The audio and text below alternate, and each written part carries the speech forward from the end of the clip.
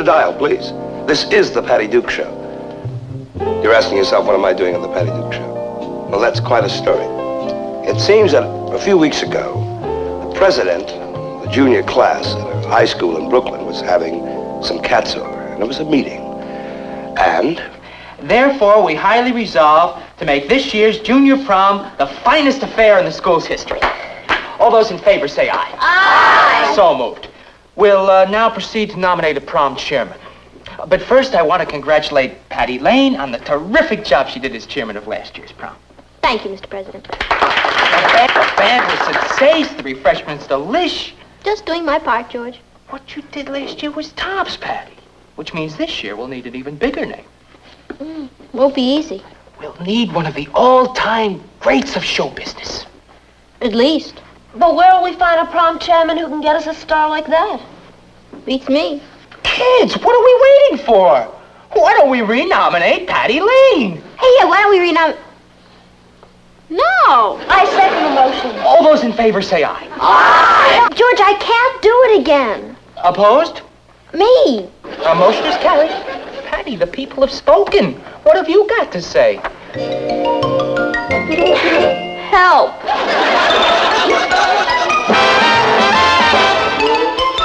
Meet Kathy, who's lived most everywhere, from Zanzibar to Berkeley Square. But Patty's only seen the sights a girl can see from Brooklyn Heights. What a crazy pair, but they're cousins, identical cousins all the way.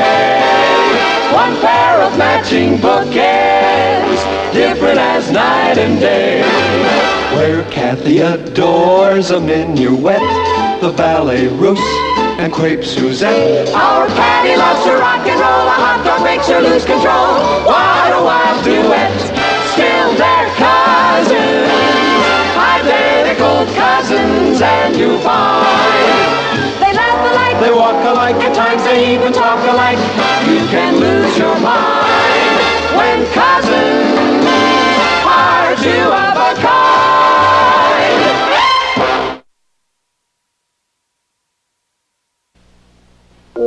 Oh, stop looking so glum, Patty. It's a compliment to you. Oh, yummy. But what do I do about it? Oh, you'll rise to the occasion. A girl with your energy and resourcefulness. And family connections?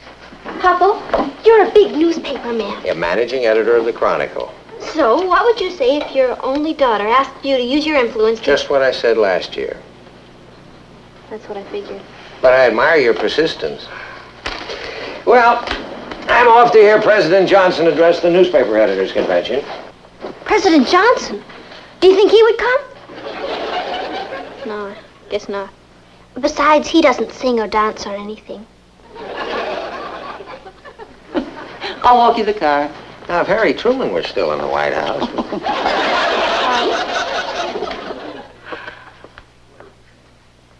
What am I gonna do, Kath? I'm doomed. You'll come through, Patty. How? What am I supposed to do?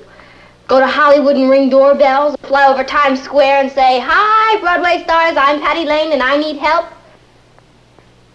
That's it. That's what, Patty?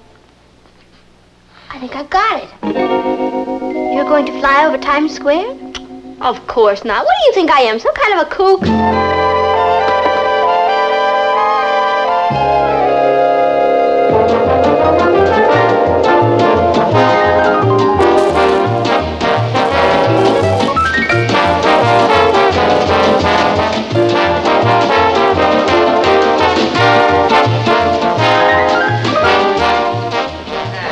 Already. You've been at this for 3 hours. 4, but who's counting? Go home. Give up. Never. Patty, my dogs are killing. Mine too, Richard, but I'm not quitting. Because somewhere, somebody up there, I mean in a Broadway theater, somewhere, somebody's gonna look out the window and they're gonna say, Hey, dig this crazy kid. What kid is that, Mike? Down there with a sandwich sign. She's been like picketing Schubert Alley all afternoon.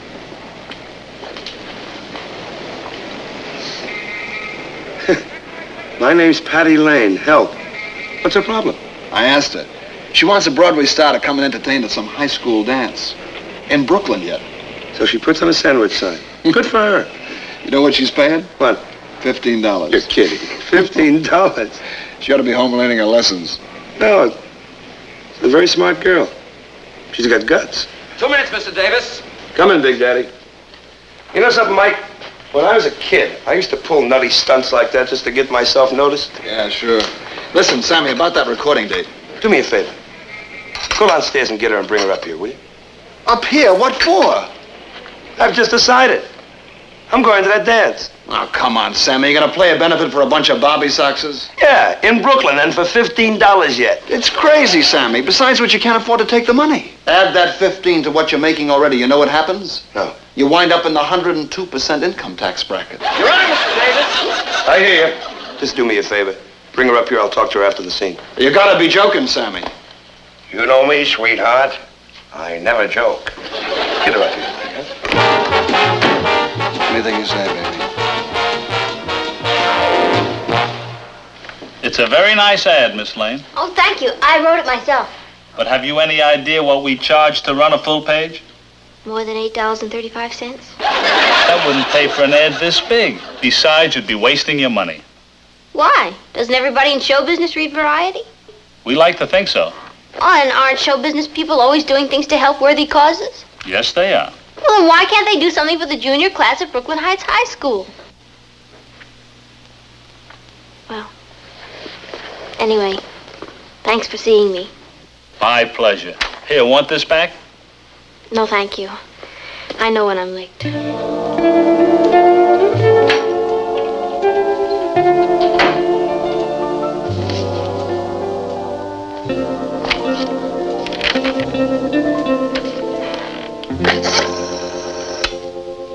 Jesse, come in my office.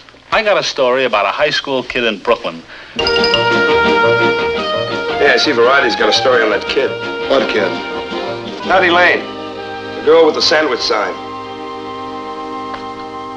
Hey, incidentally, how come she never came up here like I said? Well, she took off before I could tell her. I bet. Sammy, baby, everybody knows you got a heart big as all outdoors. My job is to keep it indoors. Oh, bless you. You know, she tried to buy an ad for $8.35, a full-page ad in Variety. Well, that's what I call guts. She still hasn't got a star for her prom. Well, this time I'm going to see that she gets one. No, Sammy. Yes! No. Look, I happen to date kids who don't give up. Sammy, baby, you're doing 8 shows a week, plus recording dates and TV. Oh, I'm so busy. But I'm not that busy. Now, come on, give me the phone, please. What for? I want to fly to Cleveland. I want to call Patty Lane and tell her I'll be there Saturday. Sammy, you want to work Saturday night after the show? I'll get you a bundle for a club date. Tat-tat-tat-tat. Remember, no dough. Can't afford it? Give me the phone, huh? Please. Please. Thank you. Now I understand why Dean and Jerry broke up. I'll call her and she'll get a big thrill out of it. You know what a pleasant thing? Money don't mean everything, you know. The number's here and I'll call her. The joy she'll have in those kids at that prom when I be there. Hello? May I speak to Miss Patty Lane, please? This is Patty Lane. I understand that you're looking for someone to entertain at your prom Saturday. That's right. How did you know? Well, I read about the story in Variety. In Variety? Who is this? My name is Sammy Davis. Sammy Davis? Well, actually, Sammy Davis, Jr. And I'll be happy to come and sing at your prom. You're Sammy Davis, Jr. That's right. And you want to entertain at the prom? I certainly do. Very funny, Richard. Huh? I said that's very funny, Richard. But, Miss Lane, Patty, you don't understand. I am Sammy Davis, Jr. Yeah, and this is the Gabor sisters, all 3 of them.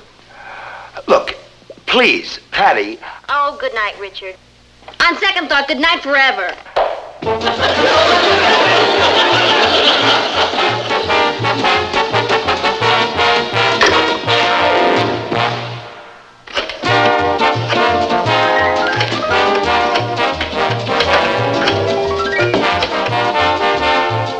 So busy.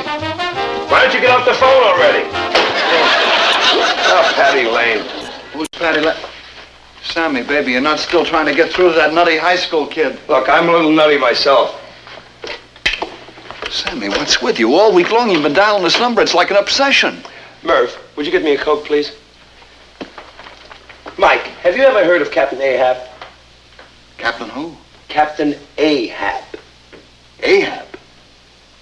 Well, he was a famous captain in a famous story. And it seemed that he got bugged real bad about a certain Moby Dick. Moby Dick. You ever play Vegas? Moby Dick was a big, white, mean whale. See, and this Captain Ahab, he had it in for him. He couldn't sleep, he couldn't eat, he couldn't rest. The only thing he did was run around the ocean, looking for Moby Dick. And that's how I feel about getting Miss Patty Lane on the phone.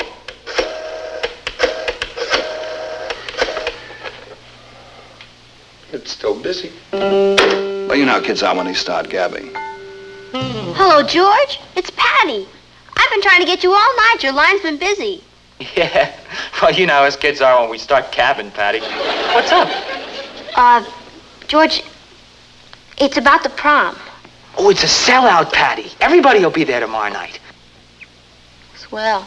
And you know why? They can't wait to see what big, important guest star you've got for us.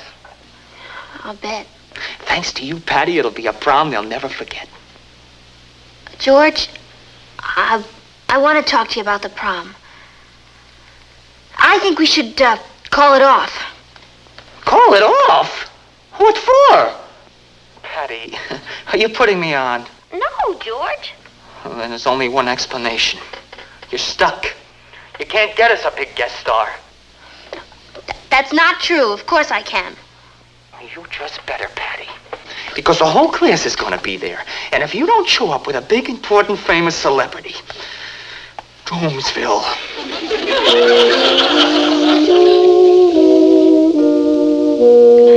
Good night. I wonder if they let girls enlist in the French Foreign Legion. Hello? Hello, is this Miss Patty Lane? Speaking. Who's this? This is Sammy Davis, Jr. Oh, come on, not again. No, wait a minute. Miss Patty, please, don't hang up. This really is Sammy Davis, Jr., and I really, really want to come and sing at your prom.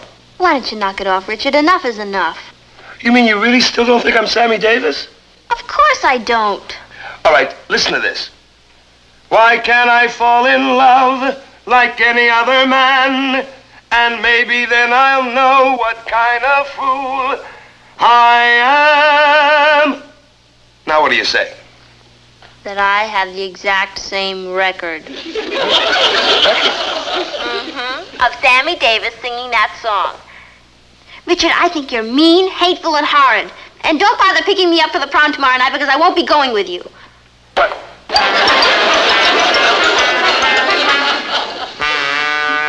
Patty, will you please stand still until I get this hem back in? Mom, what difference does it make? I'm not going. Of course you are, Patty. You look lovely.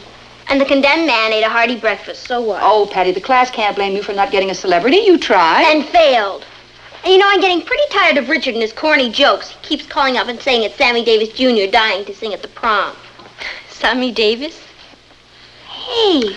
What now? I'll bet if I asked Sammy Davis, he would come. Patty, you don't even know him. Well, true, but when I tell him how desperate I am, he's bound to say yes. Patty, the prom is tonight. I'm sure Mr. Davis has other plans. Well, he'll cancel them. You know what they say, there's no people like show people. Honey, will you please stand still and stop dreaming? I've got to go. Go where? The Majestic Theater. Kathy, call Richard and tell him I'll see him at the prom. I'll be easy to recognize. I'll be the girl with Sammy Davis Jr. Oh, hi, Papa. Bye, Papa. Where are you off to? A rendezvous with destiny. Hi, darling. Say, what's with Patty? Oh, she's got some kind of wild idea that she can persuade... I'll get it. Hello? Hello. May I speak to Miss Patty Lane, please? I'm sorry, she's out. This is her mother. May I ask who's calling? Yes, ma'am. This is Sammy Davis. Sammy Davis? The real Sammy Davis? I mean, you do believe I'm Sammy Davis, Mrs. Lane, don't you? Oh, yes, of course I do, Mr. Davis. You're all heart, ma'am. I wanted to tell Patty that I'll be at the prom and sing for her tonight. Well, you're all heart too, Mr. Davis. It's Sammy Davis. He's coming to the prom. Oh, you really got to hand it to our Patty. Thank you very much. Bye.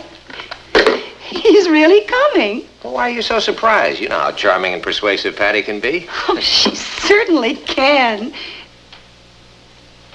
She's never even met Sammy Davis. Well, right now, she's on her way to the theater to beg him to come. Oh, well, it doesn't matter. He'll tell her the good news when she gets there.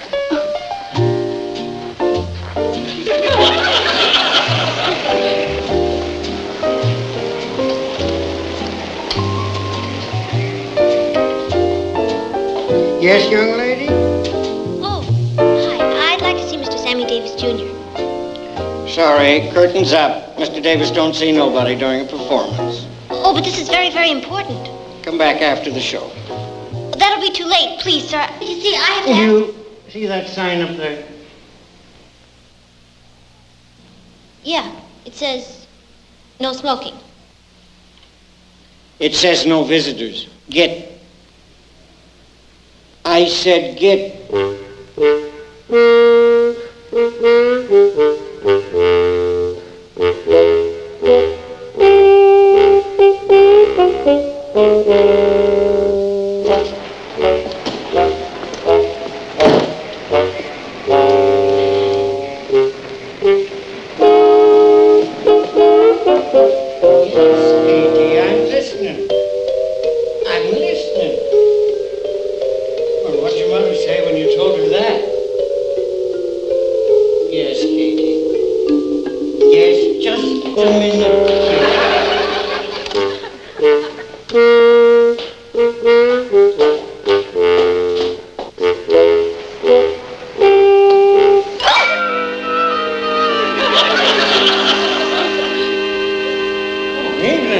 Come to see Sammy win the big fight again, huh?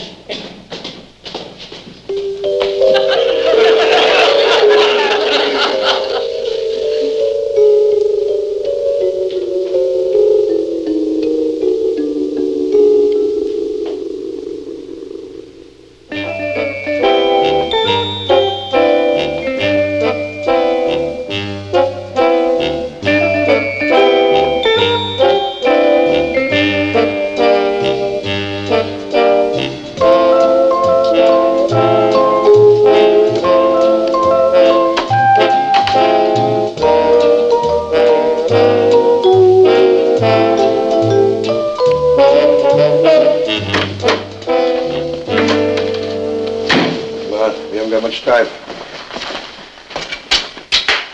This'll be fun. Mr. Davis!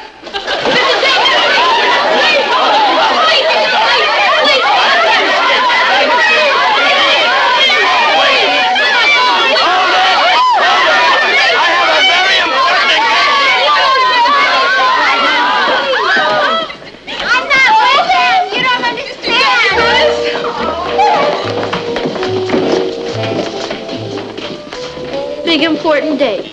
Like to help you out, fellas. Show business people. Patty, please come inside. No, Richard, I can't face the class. I'll say it again, Patty. They know how hard you tried. They're not mad at you. No, they merely despise me. They forgive you, Patty. They want you to come in and have a good time. And besides, I spent $5 for these tickets. I'm sorry, Richard. You go alone. Go dance with some pretty girl who isn't a jinx. Who's that singing? I don't know. It sounds like Sammy Davis, Jr. Why can't I cast away this mask of clay and live my life? Why can't I fall in love like any other man? And maybe then I'll know what kind of fool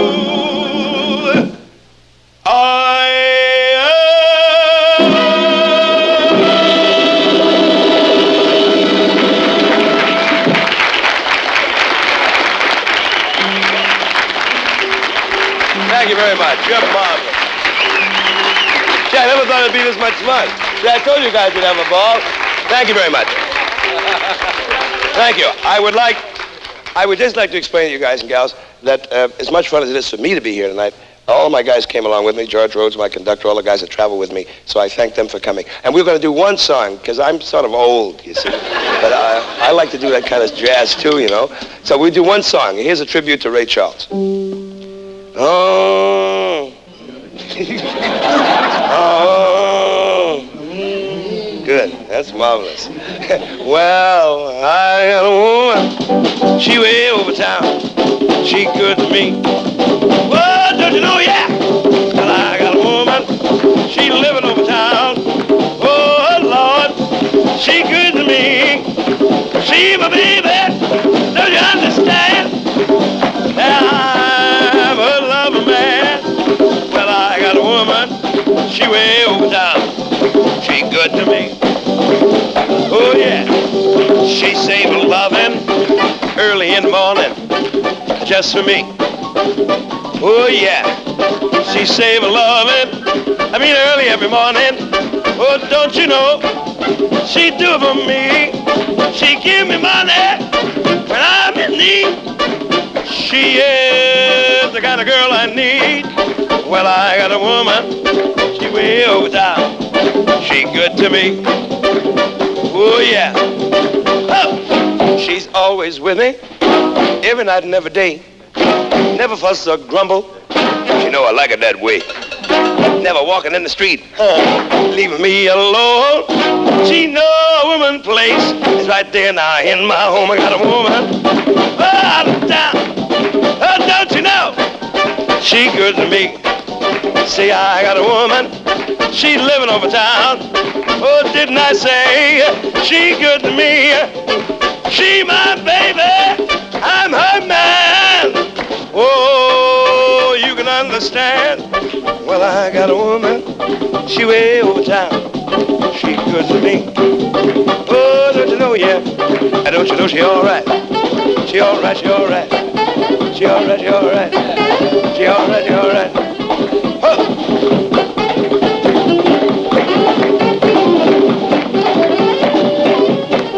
She all right, she all right.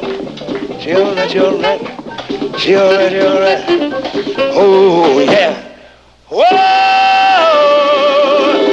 Yeah!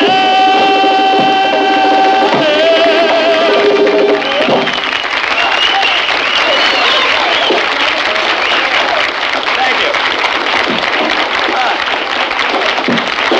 Oh, my goodness. Thank you.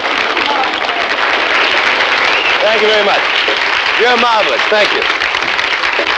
I would like to say that, unfortunately, I have to leave, but I want to tell you I've had such a pleasure being here tonight, and I owe that pleasure to a young lady who I've actually never met, but I saw her sign outside of my theater window, and her name is Patty Lane. Would Patty Lane, if she's in the audience, would you come up and let me thank you personally, please? You're the lady in the dressing room. Yeah.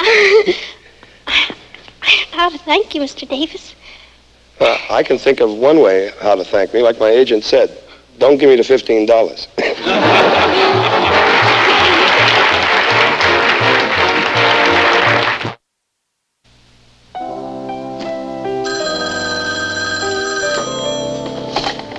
Hello? Oh, hello. May I talk to Miss Patty Lane, please? Oh, this is Patty Lane. Oh, I was reading in Variety that you were looking for someone to entertain at your school dance. And I'd be glad to come. Who is this? Peter Lawford. Come off it, Richard. Richard? I recognize your voice this time. Now be a good boy and go to bed. Good night. Coop. Silly girl doesn't believe it's really me. I'm not going to give up that easily.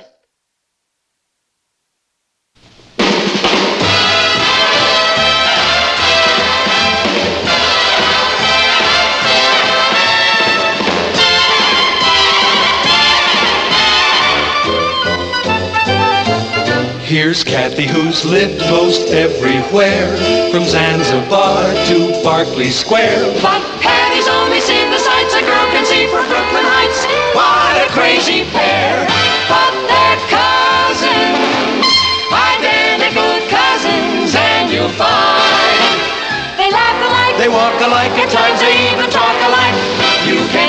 your mind.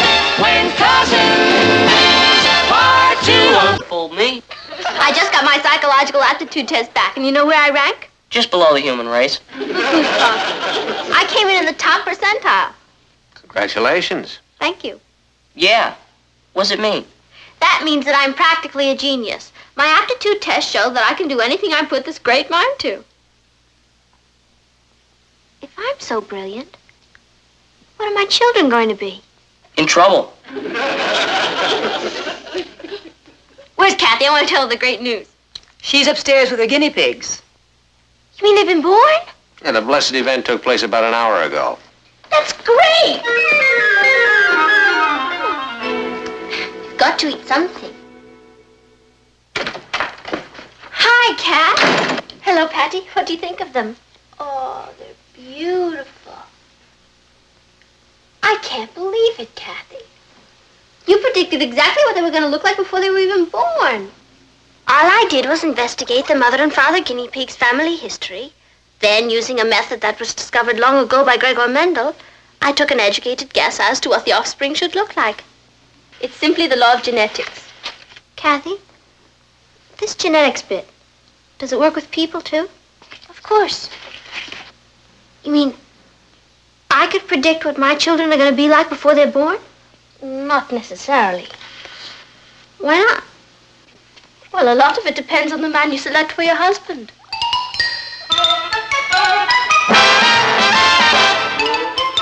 Meet Kathy, who's lived most everywhere, from Zanzibar to Berkeley Square. But Patty's only seen the sights a girl can see from Brooklyn Heights. What a crazy pair, but they're cousins, identical cousins all the way. One pair of matching bookends, different as night and day. Where Kathy adores a minuet, the ballet russe, and crepe Suzette. Our Patty loves to rock and roll, a hot dog makes her lose control. What a wild duet, still they're cousins, identical cousins, and you find they laugh alike, They walk alike, at times they even talk alike.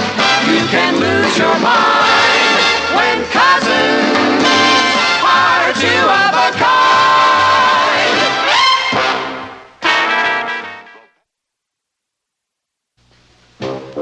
Now let me get this straight, Kat. You mean as great as I am, I could have terrible children? Not if you selected a man whose genes complemented yours. Oh, I see. Then what I need is someone tall, good-looking, dark hair, sense of humor. Doesn't every girl? This is for science. Gregor Mendel, move over.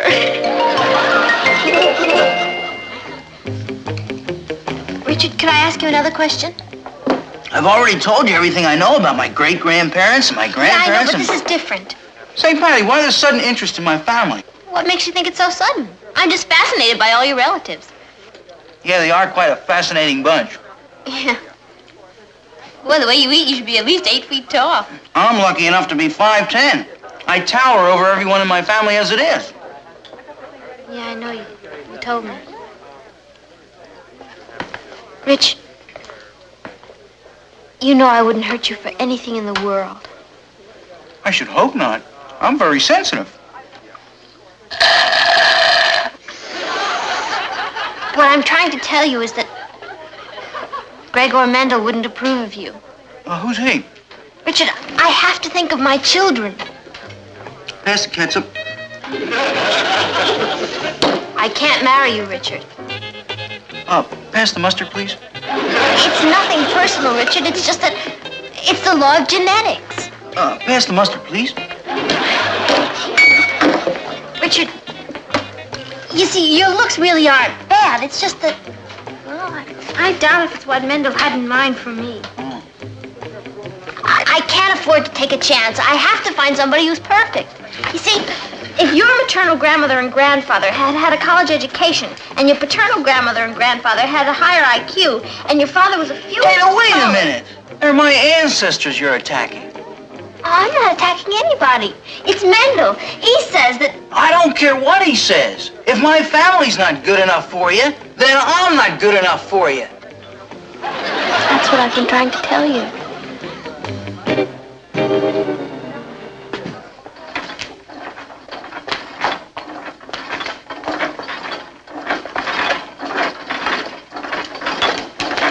Oh, excuse me, are you Edward Donaldson?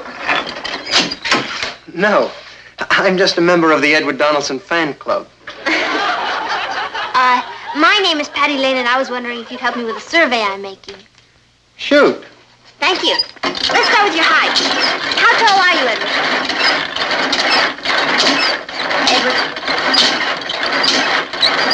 Edward! What now? How tall are you, please? 5'11" and a half. Perfect. In the morning. In the morning? A person's always taller when they first get up. Read that once in a comic book. You read comic books? Sure. Hey, did you see what happened to the mass surfer? Yeah. He just got washed out.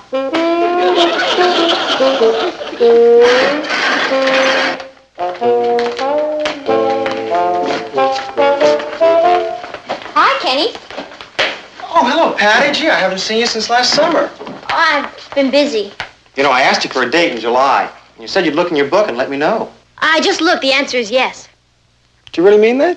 Of course I mean it. Well, what about Richard Harrison? Oh, he's okay, but his jeans flunked. Huh? Nothing. Well, you've grown since last year. Yeah, 3 inches. Oh, your father must be a giant. No, there's a very funny part about it. There's no one in my family over 5'5". How about that? How about that? Say, when can I take you out to dinner? I'll look in my book and let you know.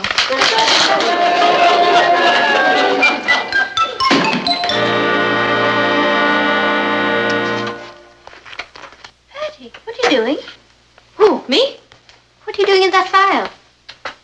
I'm looking for something. I found it. I'm trying to find out which boy has the highest IQ. And you know who it is? Rodion Zablinski. Do you know him? No. Neither do I. But I'm going to. I can see him now. Tall. Romantic. Brilliant. Rodion, I love you. How's that sound? Like you're in trouble. Zablinski.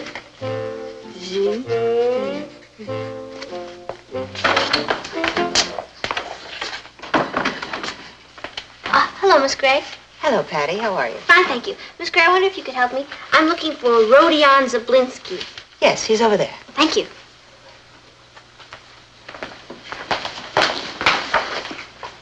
Hello there. Hello. You look just like I knew you would. I do? Yep. Tell me, Rodion, how... Oh, you're looking for Rodion. Hey, Ro. Yeah? Someone's looking for you. You looking for me? Are you Rodion Zablinski? Yeah? Rodion, would you stand up, please?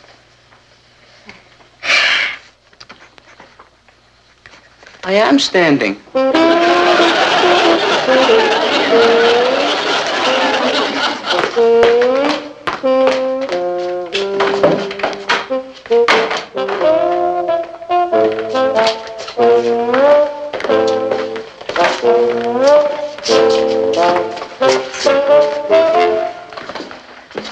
Patty, I have to talk to you. Richard, please don't make it difficult. I told you it's all over between us. Yeah, but you didn't tell me why. Just trust me, Richard. It's bigger than both of us. I suppose you mean Kenny. Richard, everybody's looking at us.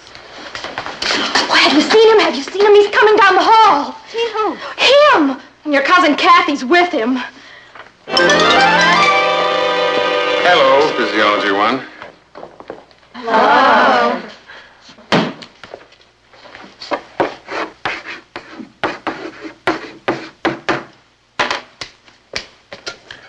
I'm Noble.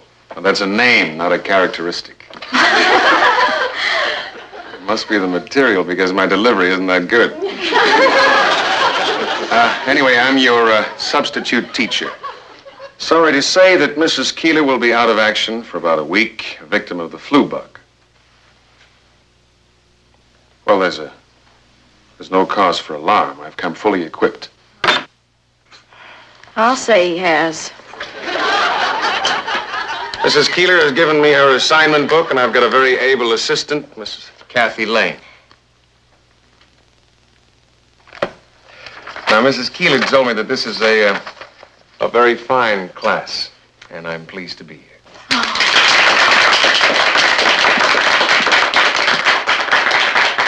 I'm sure we'll become very, very good friends. Don't say that again.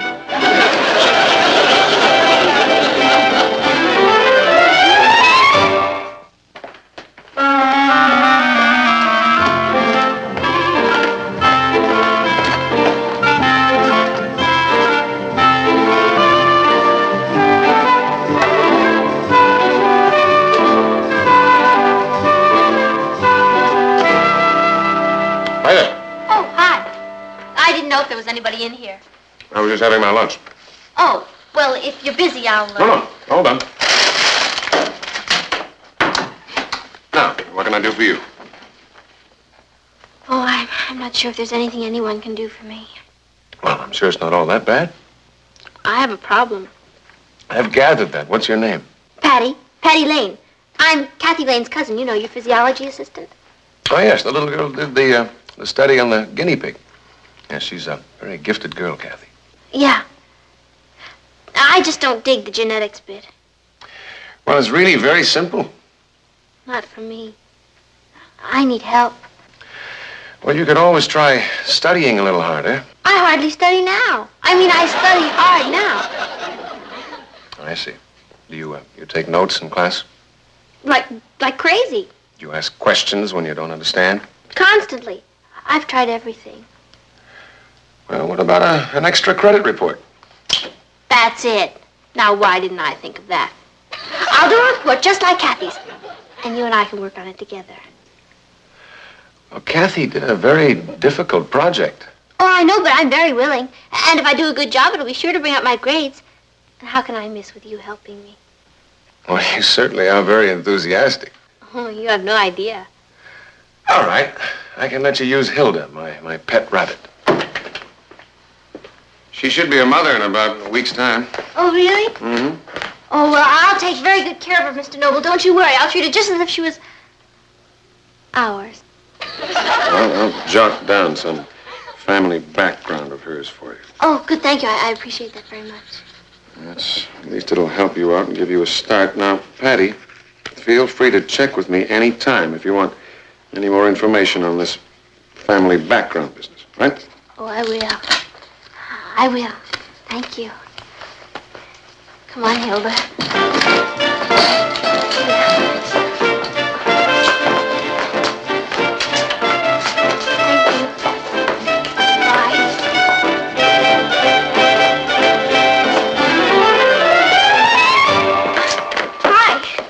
Patty, how are you this morning? Fine, except for one problem. Yes? In order to figure out what Hilda's offspring will look like, I need a little more information. I was wondering about her grandfather on her father's side. You said its fur was dark, but you didn't say exactly what color. Well, kind of an off brown, as I recall. I'll bet your grandfather on your father's side had dark hair, too, just like you. Yes, all the men on my father's side of the family had dark hair for generations. And on your mother's side? Well, kind of hard to recall. She had a pretty large family. Oh. Well, thanks for the information on Hilda. Right. See you at lunch. Right.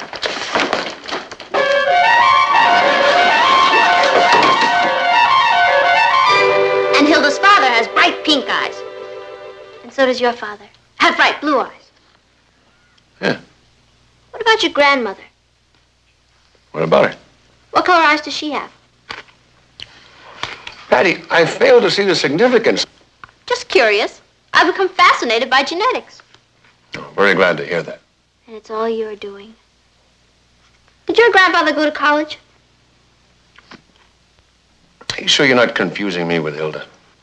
Well, I could never confuse you with anyone. I can't wait to see that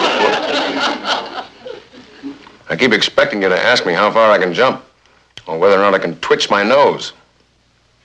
Can you? Eddie, I think you've enough information on Hilda. I suggest you go and finish your chart. Yes, sir. Patty, Yes? try to remember that figures can lie, and heredity predictions don't always turn out exactly. Not always. But this one will.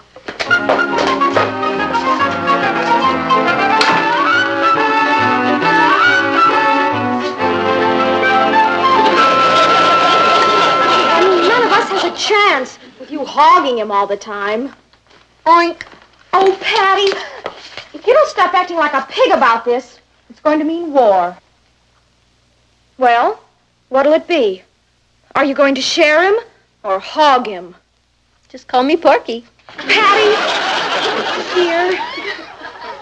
I thought we were at war. Oh, we are. But we want to know just one thing. What's he really like? Well, if anyone knows Mr. Noble, you do. Mr. Noble is perfect. Absolutely perfect. You know something? What? Mr. Mendel would have loved him.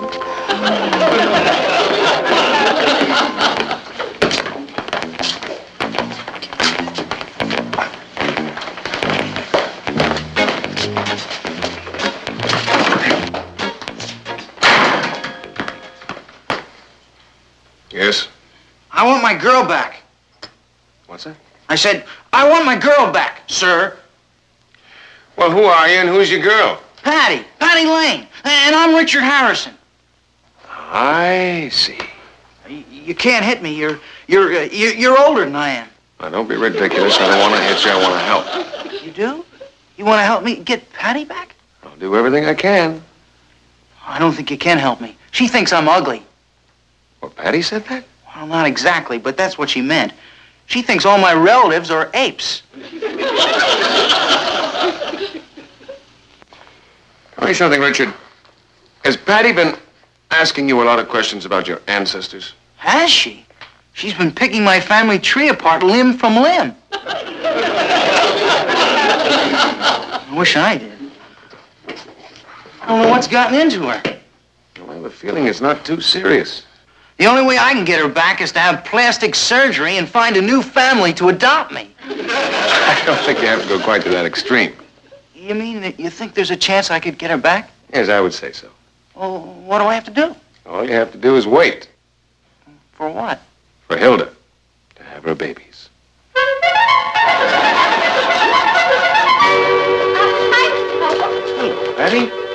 I was just going by your room to return this book. That's a very becoming dress. Oh, this whole thing, I just threw it on. Oh, some good news. Mrs. Keeler's coming back on Monday. Hello, Mr. Noble. She isn't. I mean, she is? Oh, that's great news. Oh, you'll be teaching one of the other classes, though. No, I'm afraid not, Patty. I think I'll be leaving. Leaving? Where will you go? Well, I've been offered many positions. I could teach in Florida, Oh, that's too hot. or Montana, Too cold. Chicago. Too windy. Oh, New York is the perfect climate. Very pleased that you're happy here. Oh, don't misunderstand. I could be happy in Florida or Chicago or Montana. I mean, home is where the heart is. Mm. Do you like to travel a lot? Yes. Did your grandfather like to Yes, my grandfather liked to travel. My grandmother liked to travel. As a matter of fact, we're a very traveling family. Groovy.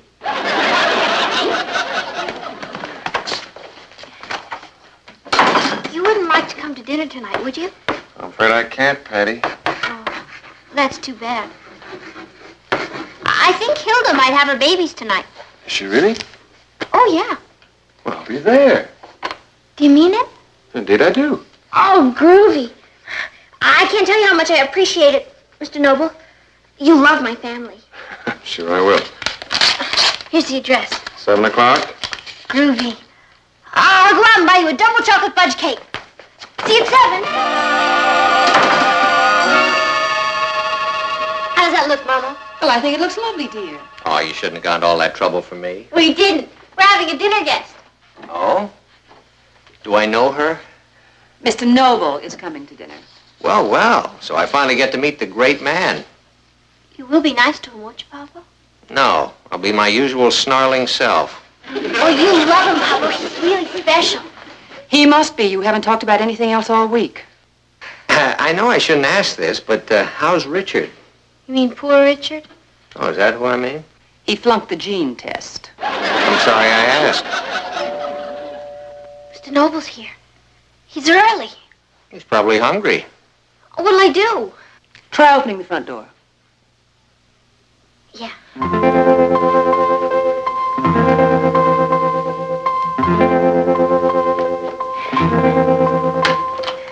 in. Boy, you're all hospitality, aren't you?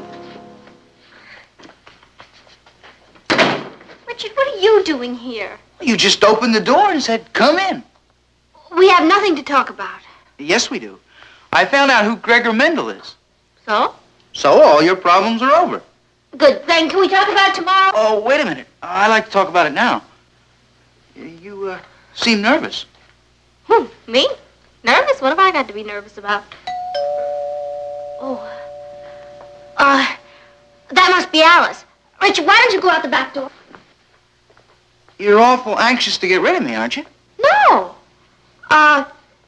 Look, Rich, I'll make a deal with you. You go out the back door now, and I'll meet you tomorrow at the Shake Shop, and we'll really discuss it. Do you promise? Cross my heart. Okay. Tell Alice I said hello to him.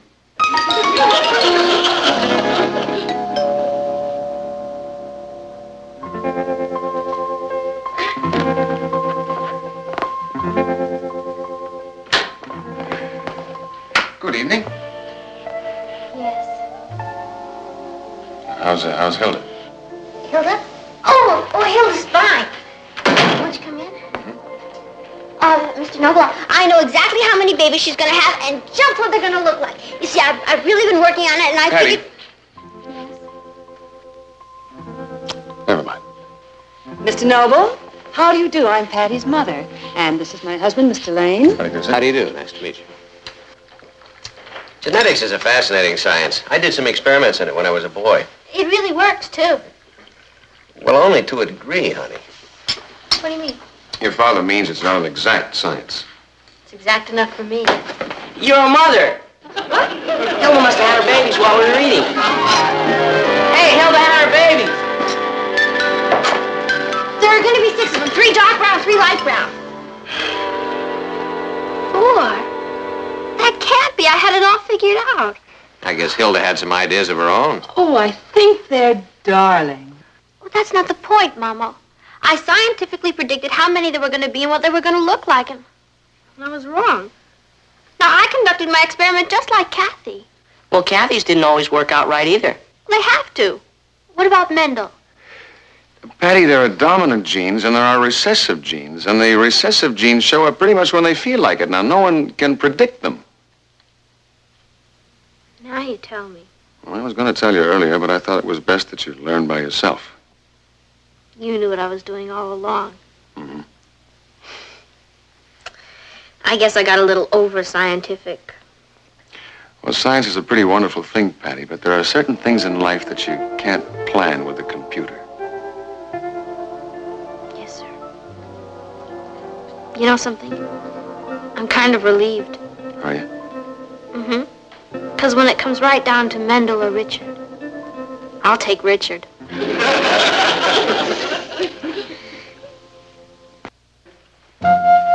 you later. Where are you going, dear? Richard's picking me up. We're going to the Shake Shop. So that's on again. Was never really off, Papa. You know, last night Rich and I had a long talk. You know what we'd like? A beautiful Cape Cod house with a patio and lots of trees in Connecticut near a lake. So would I. I'm glad everything's all right with you two. It couldn't be better. Mendel sure had a lot to learn. Did he? Yeah. Statistics aren't everything, Papa. He forgot the magic ingredient. What's that? Love. My children may not have blue eyes and black hair, and they may not be geniuses. Do you know what they are going to be? What? Mine.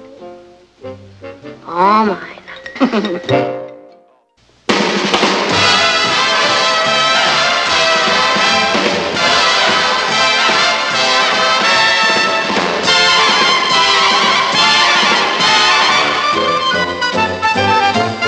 Here's Kathy, who's lived most everywhere, from Zanzibar to Berkeley Square. But Patty's only seen the sights a girl can see from Brooklyn Heights. What a crazy pair, but they're cousins, identical cousins, and you'll find they laugh alike, They walk alike, at times they even talk alike. You can lose your mind when cousins are two.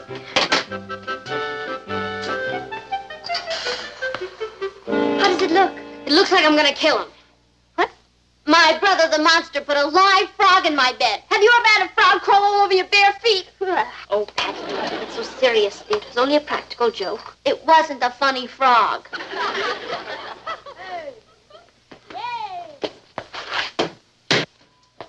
Look at little Mr. Innocence out there. Hey, how's it going? So, he likes practical jokes, does he?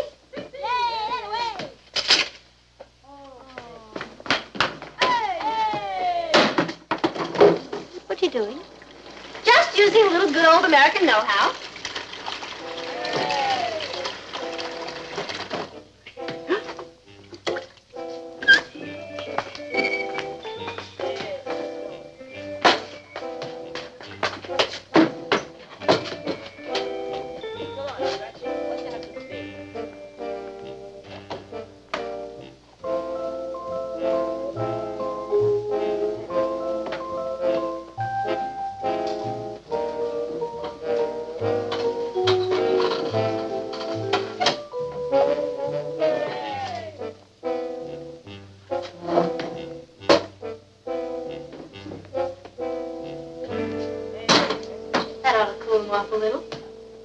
You'll get him all wet.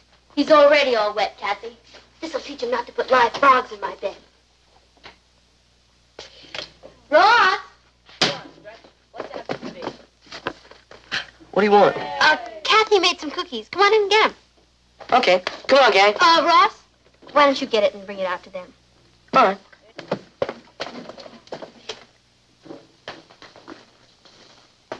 Here it comes.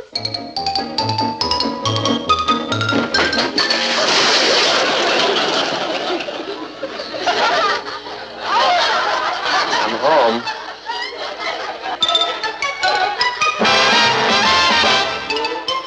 Meet Kathy, who's lived most everywhere, from Zanzibar to Berkeley Square. But Patty's only seen the sights a girl can see from Brooklyn Heights. What a crazy pair, but they're cousins, identical cousins all the way. One pair of matching bookends, different as night and day. Where Kathy adores a minuet, the ballet russe, and crepe Suzette. Our Patty loves to rock and roll, a hot dog makes her lose control. What a wild duet, still they're cousins, identical cousins, and you find they laugh alike, They walk alike, at times they even talk alike. You can lose your mind when cousins are two of a kind.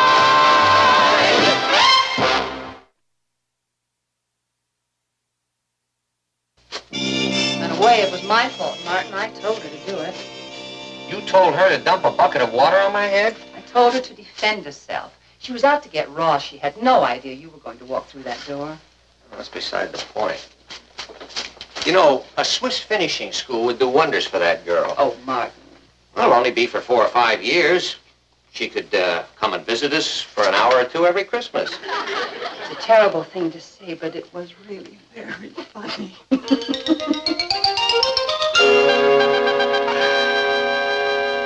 You know how some people are accident prone? I'm disaster prone. Patty, you didn't know your father was going to walk through that door? I should have. It's the Patty Lane law. Put me into any situation that could lead to trouble, and it will. I've never seen your father so angry. What do you suppose he'll do? Oh, he'll erupt like Mount Vesuvius and tell Mommy's going to send me off to some Swiss finishing school. Then he'll come in and tell me he forgives me and never to do it again.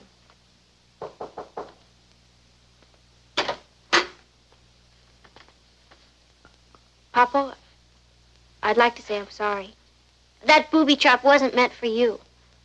Yeah, I know it wasn't, Patty. I'm sorry I got so angry. Just that when I came through the door, I wasn't expecting to be hit by a pail of water. I was as surprised as you were. We were all pretty shocked, Uncle Martin. Well, I'm going to forget about it this time. I just don't want anything like this ever to happen again. No, sir, it won't. Excuse me.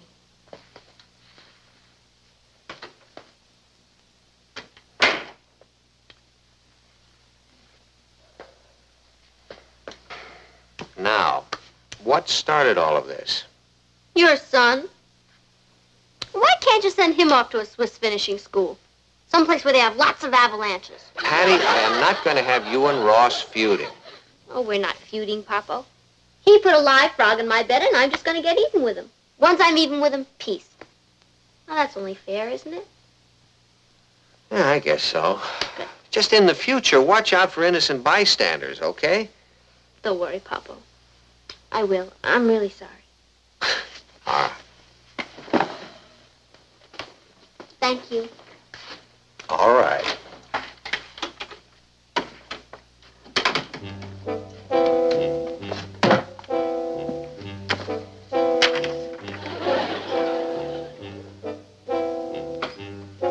Gee, sis, is it true that you threw a bucket of water at your own father? You want to come in this room, knock. Can I come in? No. What are you so mad about? I'm mad because I'm not an only child. I'll say one thing for me. The folks sure made a great comeback after having you. Out. Not until I get my frog back.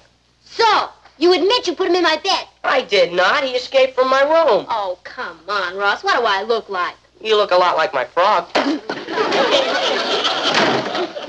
I'll get back at you. We'll see who gets even with who. Whom?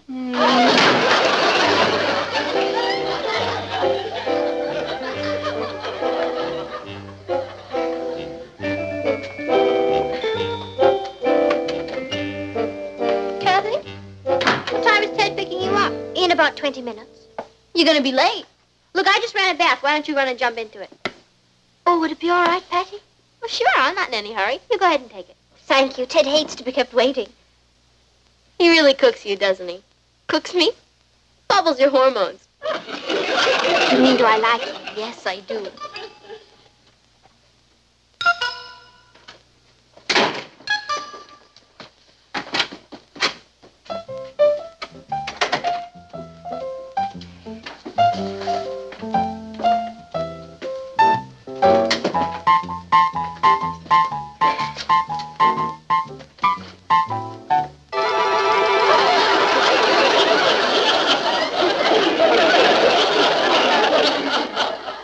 That's why Patty insisted I have her bath. Kathy, how was your date with Ted last night? I don't know, Aunt Natalie. You were there, weren't you? Well, yes, I was there. But I'm not sure if Ted was. You see, he hates to be kept waiting, and I was an hour late for my date. Well, you gotta admit, that was pretty funny. A whole bathtub full of gelatin. Oh, you think so? Well, come on, you don't think I did it. Ross did it. Well, that's right. Blame everything on me just 'cause I'm the youngest. No one's blaming you for anything, Ross. Patty, I found the gelatin boxes in your closet. So? I was framed. Were you? Don't believe me. All I know is I'll probably never hear from Ted again. Of course you will. If he's as bright as I think he is, he'll call you. Well, I gotta go. Richard the Lionhearted is picking me up.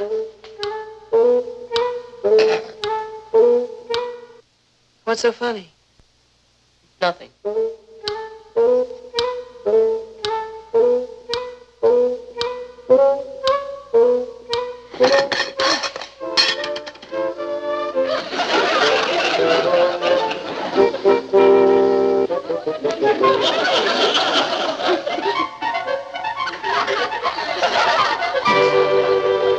Lou!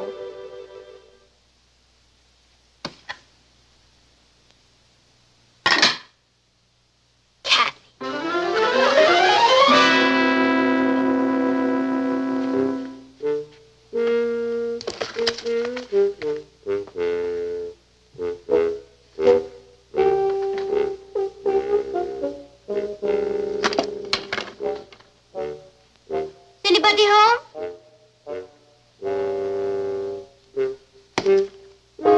Kathy, Ted called. Wants you to go to dance tonight. Call him right away.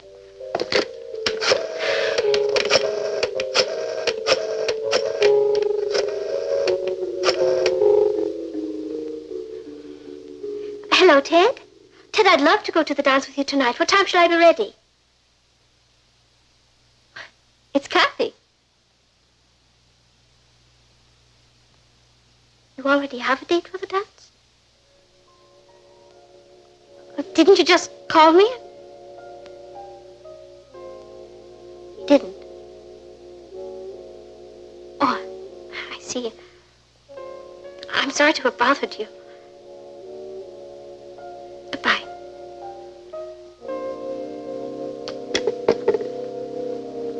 Oh, hi, Kat. Ah, there's my pen. I've been looking all over for it.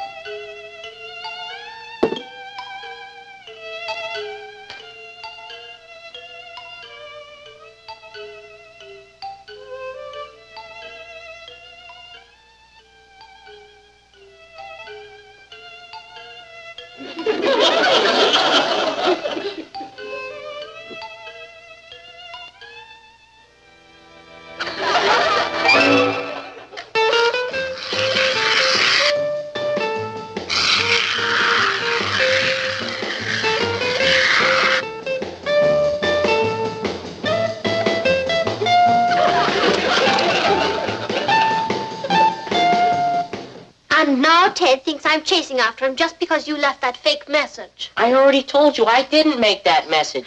And how about you sewing all my socks together? It took me all morning to get them untangled. Good. Look at you two quarreling like that. You ought to be ashamed of yourselves. And since when did you become the big peacemaker? Well, I've been thinking it over. I've decided it's silly for us to be feuding like this. I mean, we all live under the same roof. Why can't we all be buddies? Do you really mean that? Of course I mean it. And just to prove it to you, I fixed some ice cream sundaes. Come on out in the kitchen.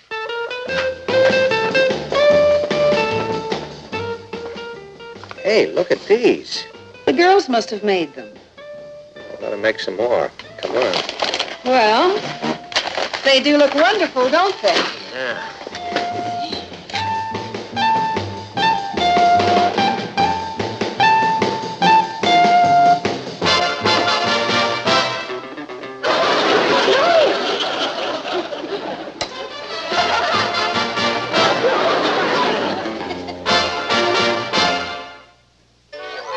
I'll have her call. Bye. Kathy, call Ted if you're free for piano concert tonight. Isn't Ted the boy that Kathy likes so much? Mm-hmm. Sound like you were giving him the brush off. Boys mustn't think girls are too eager. Should you let me in on all this inside information? Too late to do you any good. I've already got you. Aren't you glad? Oh, all right. Hello, darling. Hi. You know what you're looking at? The laughingstock of Brooklyn Heights High School. Everybody at school thinks I read comic books. No, that's nothing. Everyone thinks your mother and I eat shaving cream. Well, the teacher made me read one of them out loud. This one, Melvin Monster. Don't you think maybe it's time you start giving up practical jokes, Patty? Give up? I've just begun to fight. This for me? Oh, no, that's for Kathy. Oh, Ted finally called her, huh? Isn't it nice? Cassie, call Ted if you're free for piano concert tonight.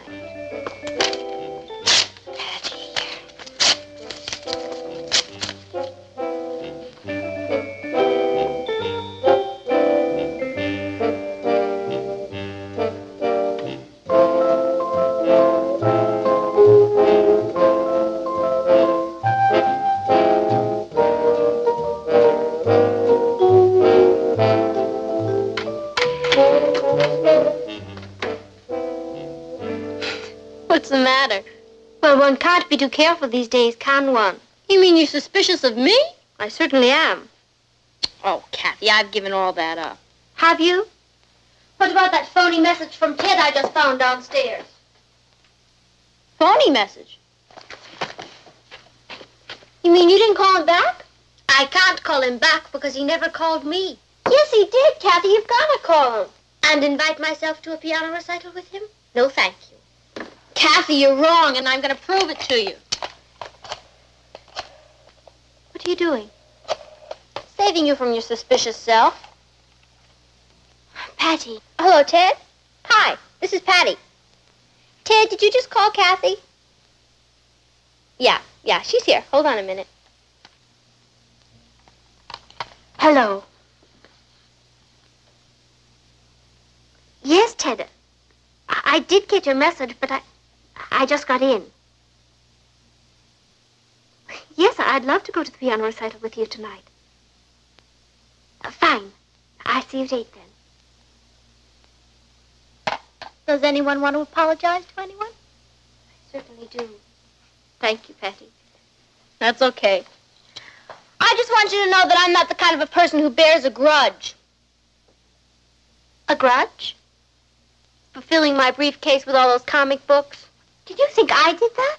Oh, no. I thought Melvin Monster did it. Kathy, I did not put them there. That's okay, Kath. Let's let bygones be bygones. You have a nice time with Ted tonight. Maybe after the piano recital, you'd like to bring him back here and impress him with some of your piano playing. I just might do that. Good.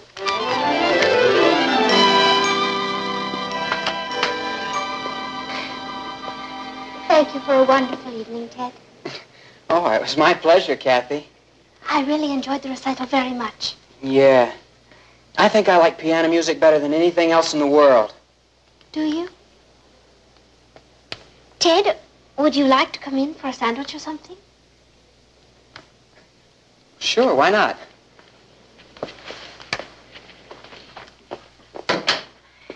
Right this way. Do you have a piano? Yes. Well, I hear you're a great pianist. Oh? Who told you that? Patty. She said I had to hear you play. Oh, I'm really not that good. Oh. Well, I did study with Professor Dansinger in Holland, and I won a scholarship at the London Conservatory of Music. Oh, you must be great. Would you play something for me? You'd really like me to? Do you play Chopin?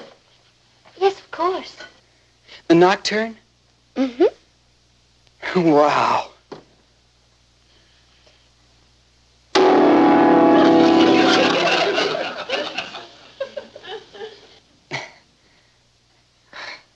Excuse me.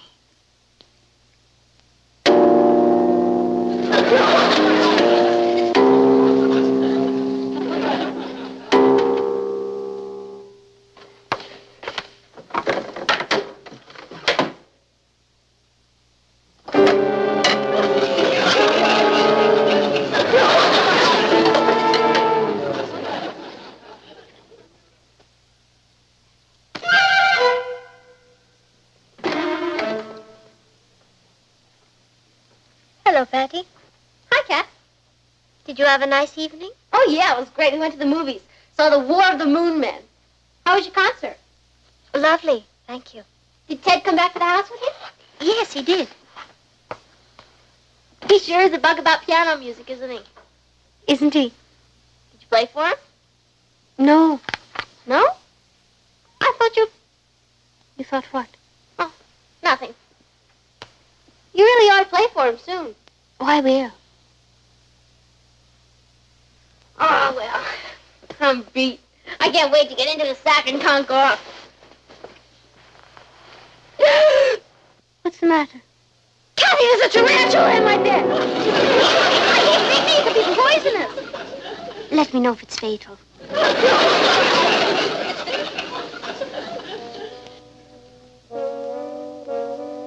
You played for him. Good night, Betty.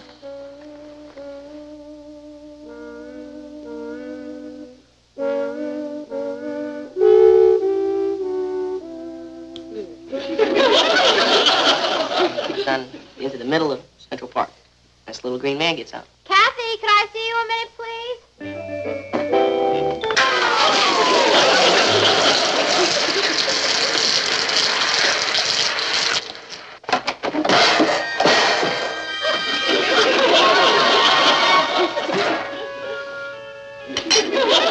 Patty, how do you turn off the stove? Can't that kid do anything himself? I'll help him. Thanks, Kath.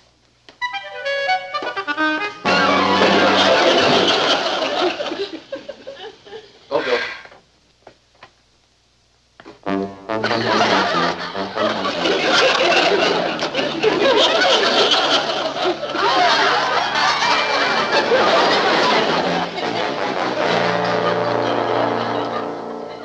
I didn't stop you earlier because I assumed you were all mature enough to behave in a responsible fashion and solve your own problems. Well, I was obviously mistaken. Now, I don't know where you got the impression that this house was the set for a Mack Sennett comedy, but I want to correct that notion right now. Whatever started this lunacy? I'll tell you what started it. Ross put a frog in my bed. I did not. Henry got there all by himself. And she tried to pour a bucket of water over me. Her only brother. Have you ever tried to empty a bathtub full of gelatin? It took me over an hour. It's better than cleaning your face with glue or drinking goldfish. Or eating shaving cream? I'm sorry about that. But what about those comic books? I'm sorry about that.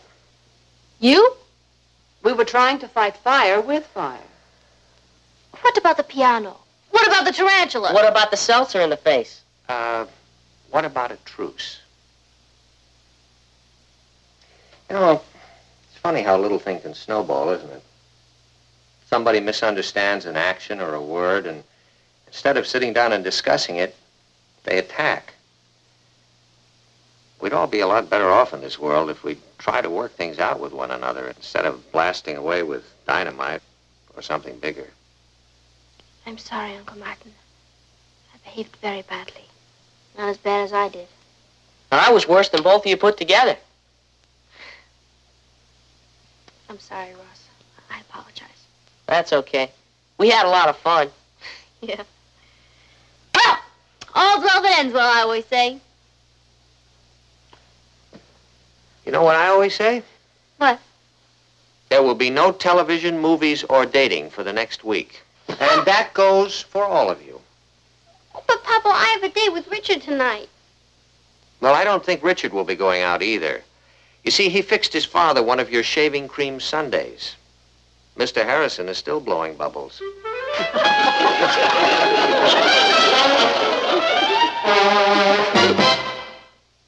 Henry! Henry! Come here, boy. Henry! Henry! Did you lose something? Henry, my frog. I can't find Henry. Oh, I'm sure he'll turn up. Henry. I guess Papa was right. It was getting a little out of control. But it was fun while it lasted. But I'm glad it's all over. Yeah, so am I. Well, good night, Kath. Good night, Patty.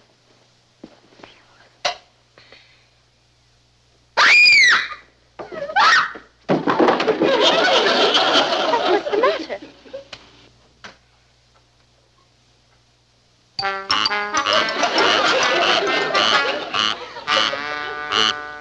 You said it, Buster. Now, here's my plan. Tonight, while Ross is sleeping, we're gonna shave off his hair, paint him blue. From now on, I'm fixing all his lunches myself, and tomorrow I'm gonna give him a ride off to the town.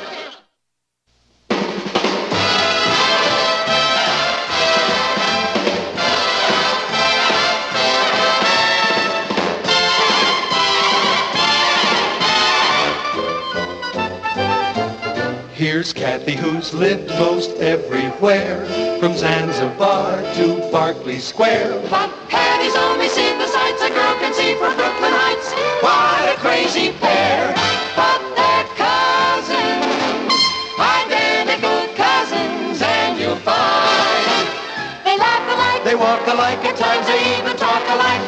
You can lose your mind when cousins are two of a kind.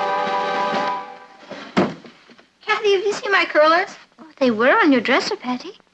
I know. What could have happened to them? The monster. Who? Ross. He's done it again. Ross! Ross! Shh, not so loud. My hamster's asleep. Did you take my curlers again? I only borrowed them for a little while. I told you to keep your hands off them.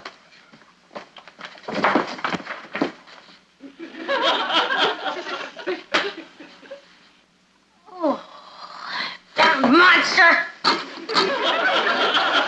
I'm gonna fix him for this. That's the third time he's done it this month. Well, he said he couldn't get any reception without the curlers. Yeah. I wish I could persuade him to join the Peace Corps. I'd love to see him in Timbuktu. You would not. Oh, yes, I would, cousin. Look. His school assignment book. Maybe we can find some incriminating evidence against him. This should make interesting reading. Listen to this. My sister. I've got him right where I want him. There's no one like my sister in the whole world. She is wonderful and kind and unselfish. My sister really loves me. She helps me with things that are important to me. I'm going to enter the midget derby this Saturday, and my sister is building me a racing car. We are going to call it Lightning. I don't know of any other sister in the world who would do that. Gee. I wonder why he said I was building him a racer. He was just dreaming out loud, Patty. Look, there's an A at the top of the page. Do you know what that means? It means he got an excellent. Oh, it means more than that. It means he turned it into his class. He wanted them all to think that his wonderful, kind, unselfish sister was building him a midget racer. And you know something? I am.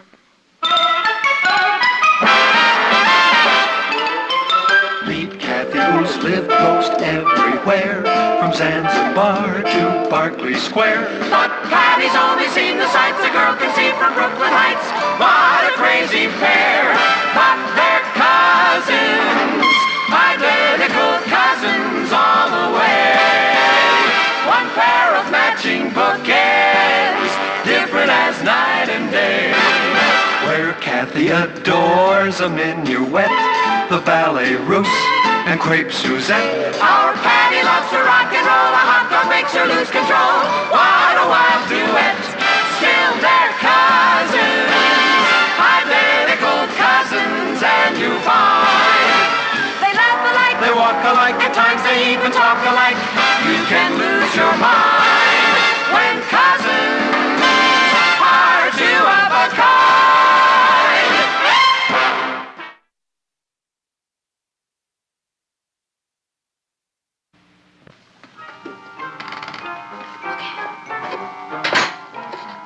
I tell you this will make a perfect seat for him. And I tell you it's too small.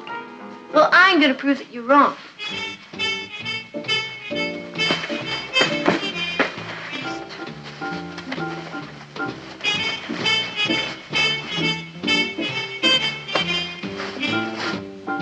What are you doing?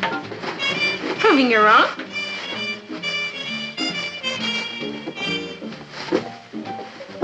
Okay, Russ. There we go.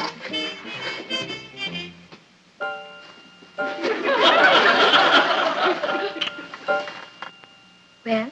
Well, the box is fine. Ross is too big.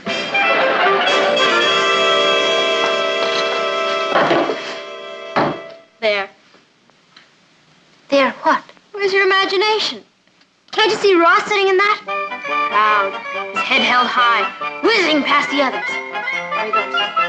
He's out in front. Comes to the finish line. He wins! Listen to the cheers. Patty, there's no car. Rome wasn't built in a day. Now, we need a frame to go under the seat.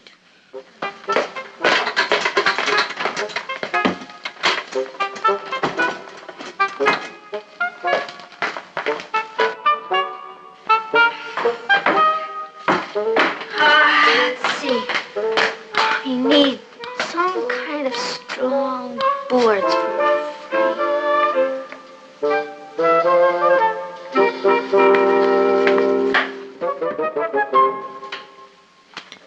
Oh, Nat, I'll probably be a little late for dinner tonight. The UN Committee on Human Relations is holding a press conference. We could use a committee on inhuman relations around here. What do you mean? Oh, I don't like the way Patty and Ross are getting along. She's been yelling at him a lot lately. Oh, I'll have a little talk with her tonight. Well, have a good day. Goodbye, dear. You too.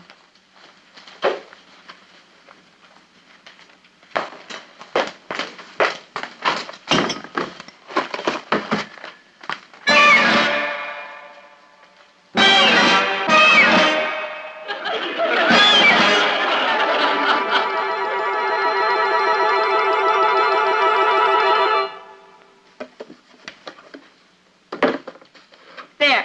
Now it's beginning to look more like a car.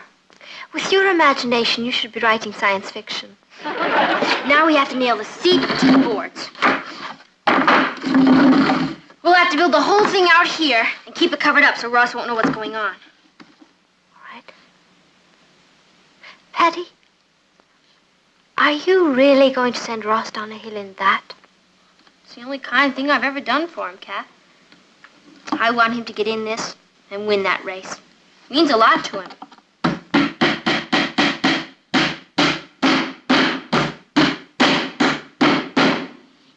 He was right about one thing.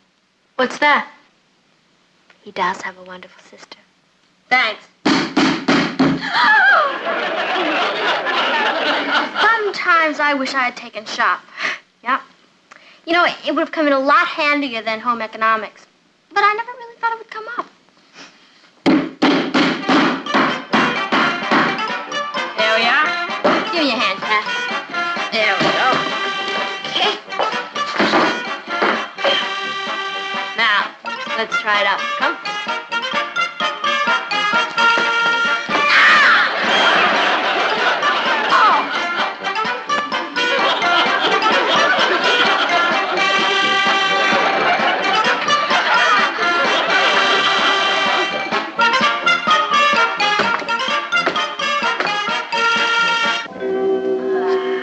It's a winner. I can feel it. What about wheels? That comes next. As I can see it, the problem is to find some kind of a thing to attach the wheels to the car with and still leave them loose so that they can turn. Fortunately, it's already been invented. It's called an axle. That's right. That's that long rod where you put the wheels on both ends.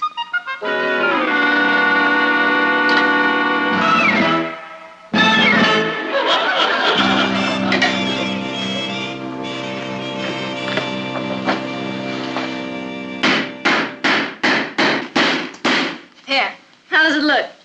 Well, it's going to make the car awfully wide. Well, who wants a narrow car?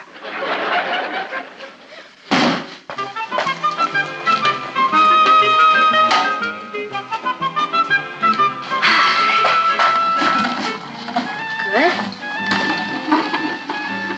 Great. It's gonna be great. But we'll just have to find a wheel to match one of these. That's right. I bet you can begin to get the feel of it, can't you? Yes, I certainly can. Let's give it a little test run, huh? Fine.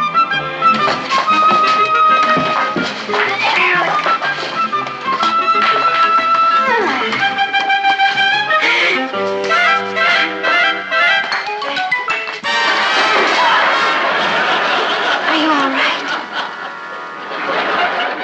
They don't build them like they used to. Hello? Oh, hi, Rich. No, I can't go. I'm busy. I'm working on a project. Well, no, I can't make any plans for the rest of this week. I'll be free after Saturday. Righto.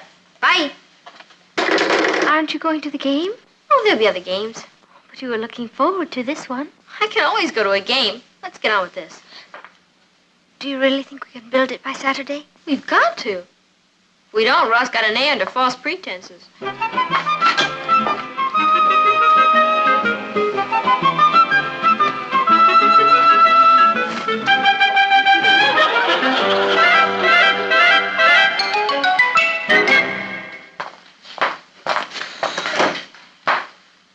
Well, I think it's great.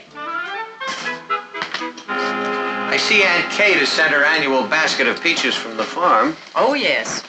We're going to be having lots of peaches for a while. You know, I like peach pie.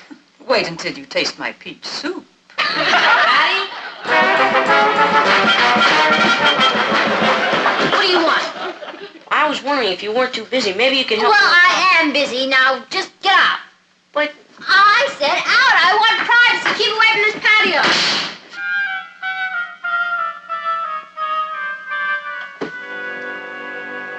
I told you I didn't want to see you in the patio again. well, all I wanted was. I said out. Now, come on, be it. Okay. What's gotten into Patty? I don't know. Well, you know, she sounds like she really hates Ross. Is everything all right, son? Sure. Fine. Did you do anything to upset Patty? Yeah. I breathed. She just can't stand having me around. We'll see about that. I sure hated to talk to a winning racer that way, but I had to keep him away from here. Then it will all be worth it when he sees the car. You bet it will. Patty!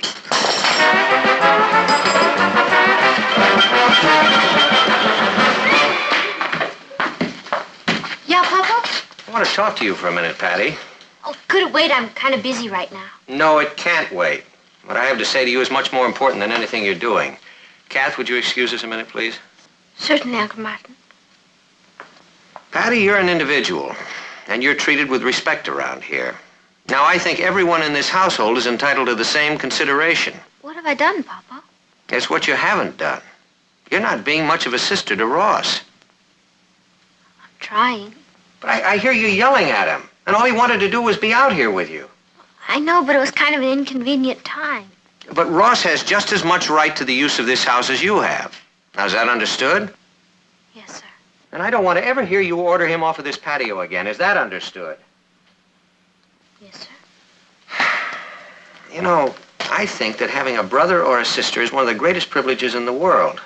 You should appreciate it more.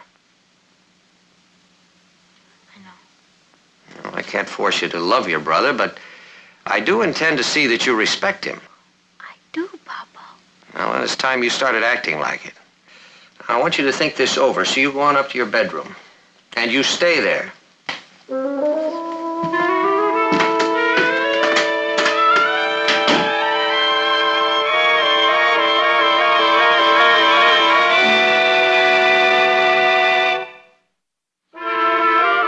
Did you get it? I got it.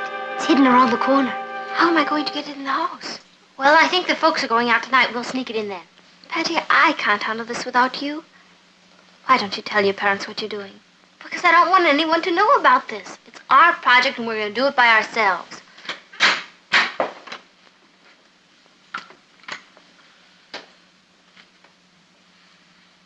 You haven't touched your lunch. I wasn't hungry. I had a talk with your father. If you think you can treat your brother civilly in the future, it won't be necessary for you to stay in your room any longer. Yes, ma'am. And I'd like to say one thing more. I'm very disappointed in you, Patty.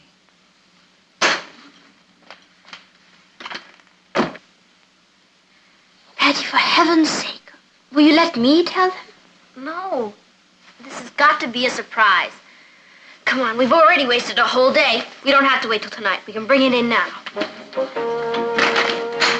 Come on, Kathy.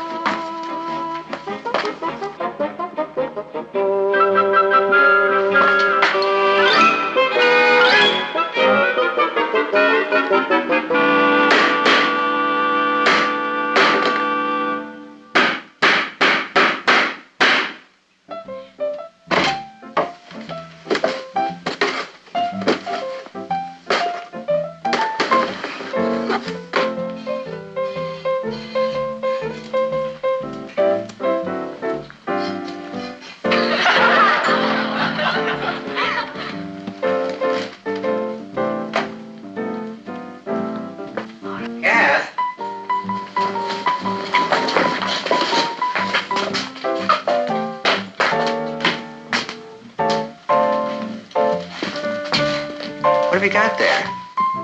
Where? Right behind you, Miss Innocence. Oh, that? Just a baby carriage. A baby carriage? Do you mind if I look at it? Not at all, Uncle Martin.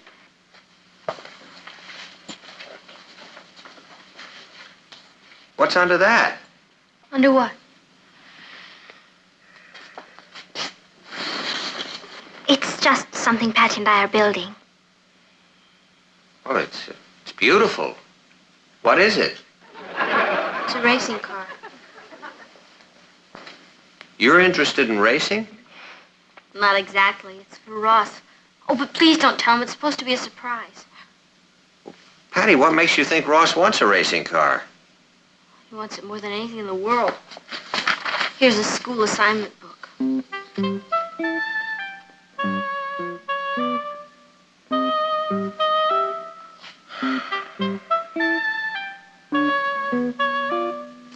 This is why you were yelling at Ross not to come out here on the patio.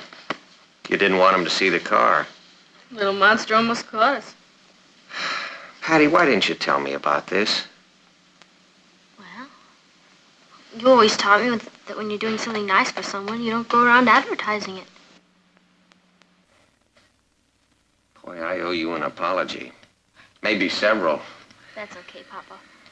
You won't tell him, will you? I won't tell him. Thanks. Then it's all right if we finish it, Uncle Martin? It's all right if you finish it. You know, I think you could use another mechanic around here. Do you think you'd let me become a member of the team? Mm-hmm.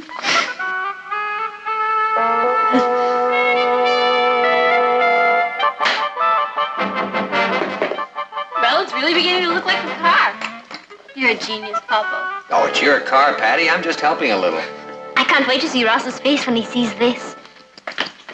Can Nick and me have something to eat?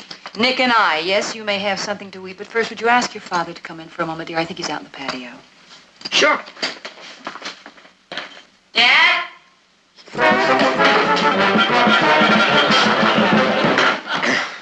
What are you doing out here? I just came out, didn't Well, you can just go back inside again. You got the whole house to play in, or you can go play with some of your friends. But, Dad... I don't want you out here in this patio again. Is that clear?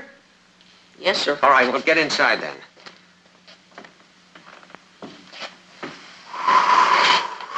Poor kid, I hated to yell at him like that, but we can't let him stay out here, right? Right.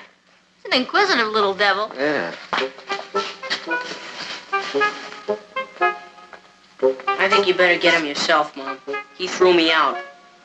I'll be right back.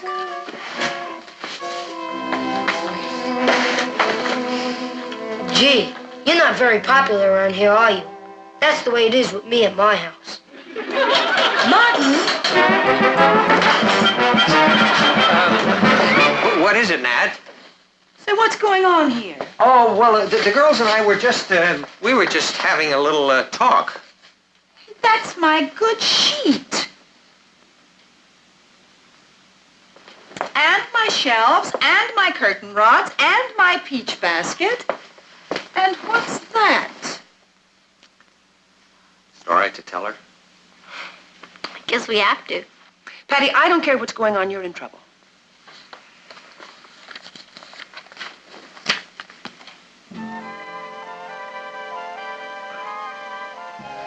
Patty, you're out of trouble. I'm very proud of you. Mom, you won't breathe a word to Ross, will you? On one condition. What's that? You let me help. Sure. I guess we could use another worker. There isn't much time. The race is Saturday. Well, let's get to work. Okay. Mom, Nick wants to know if it... What are you doing out here? I heard your father tell you to stay inside. I live here, don't I? You go play in the house. I don't want to see you out here again. But all Right now. Okay, it's your patio. But from now on, no one's ever gonna set foot in my room again.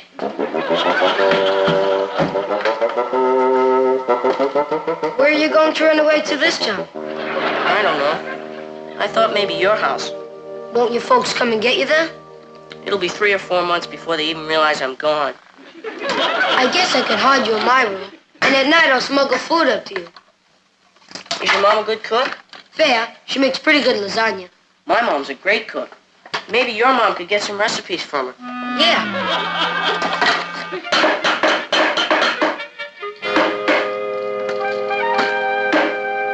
How do you like that? Headlight. It's really beginning to look like a racer. What was the name he wanted on his car?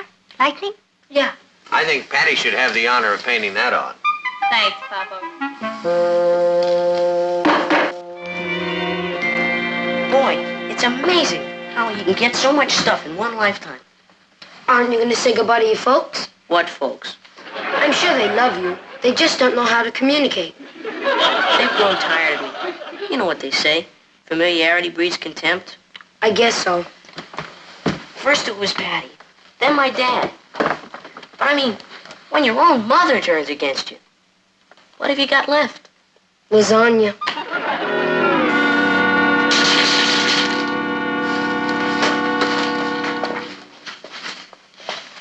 Well, there it is. Gee, that looks wonderful. It certainly does. Are we ready for the unveiling? I would say so. Do you want to get Ross? I sure do.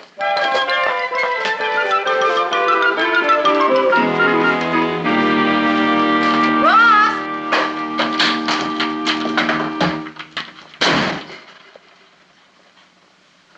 Oh, hi, Nick. Hi. Papa wants to see you in the patio. There must be some mistake. My name is Ross Lane. I'm not allowed in the patio. Who says so? Half the population of New York.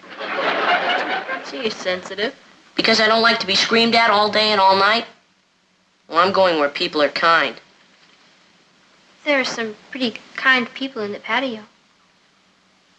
Why don't you go see what Papa wants? All right. Then I'll be free. Come on, Nick. Here he comes. Is it all right for me to come into the patio? It certainly is. It's your patio, too, you know. Not anymore. I'm running away from home. I'll drop you a line as soon as I've saved enough money to buy a stamp. Before you go, there's something we'd like to show you. It's a car. Boy, a midget racer. And look at the name on it, Ross. Lightning. Yeah, that's a nice name for a car. I'll say. Ross, this is going to win the Derby on Saturday. Yeah? Who's going to be driving it? You are. What for? What for? It's your dream. Hey, Ross, guess what? I found my notebook. I've been looking all over for it. Nick, did you say your notebook? Yeah. And do you want to hear something incredible? I wrote about that racer.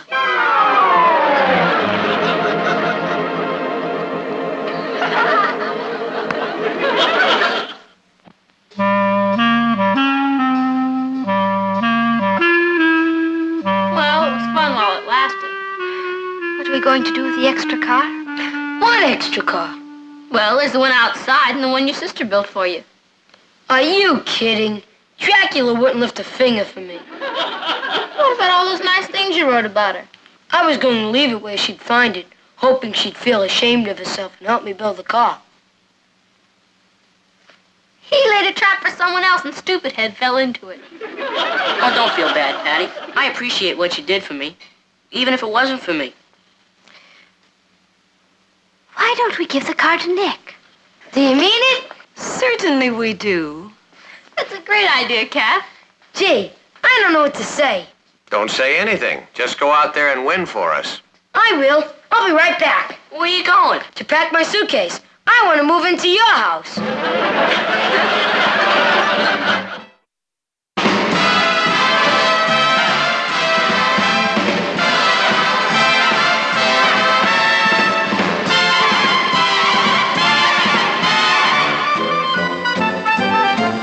Here's Kathy, who's lived most everywhere, from Zanzibar to Berkeley Square. But Patty's only seen the sights a girl can see from Brooklyn Heights. What a crazy pair. But they're cousins, identical cousins, and you'll find they laugh alike, They walk alike, at times they even talk alike. You can lose your mind when cousins are two of a kind.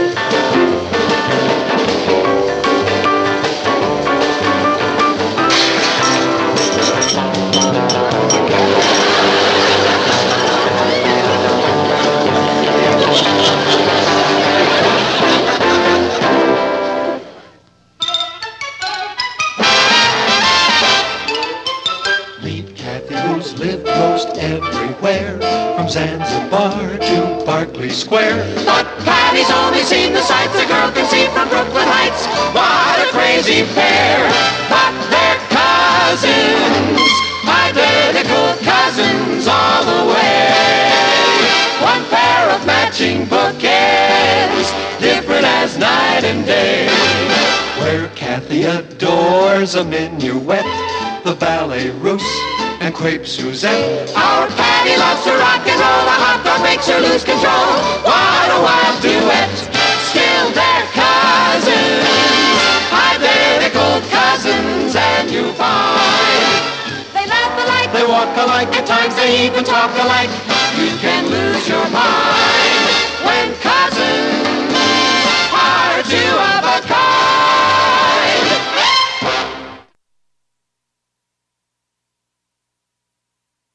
And furthermore, Patty Lane, your conduct and behavior last night was rude, thoughtless, inconsiderate, and crummy.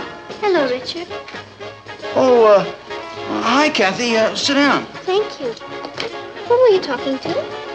I was just rehearsing what I'm going to say to a certain fickle cousin of yours, if she ever shows up. She's already 40 minutes late. Oh, dear. Did you see the way she carried on with that gigolo? It didn't mean anything, Richard. Richard, don't be angry at Patty. You know how much she loves to dance, and that boy was such a good dancer. Somebody should answer that. Excuse me. Hello, Shake Shop. Oh, hello, Shake Shop. Do you happen to know of a boy named Richard Harrison? Yes, I do, Patty Lane, and he's here waiting for you. Oh, hi, Kat. Where are you? At the Carlos Palomar Dance Studio. At the what? It's a place where they teach ballroom dancing. Rudy's father owns it. Who is Rudy? That groovy boy at the Shake Shop last night. Kathy, he's teaching me the Oopa Doopa. Oopa Doopa? What is that?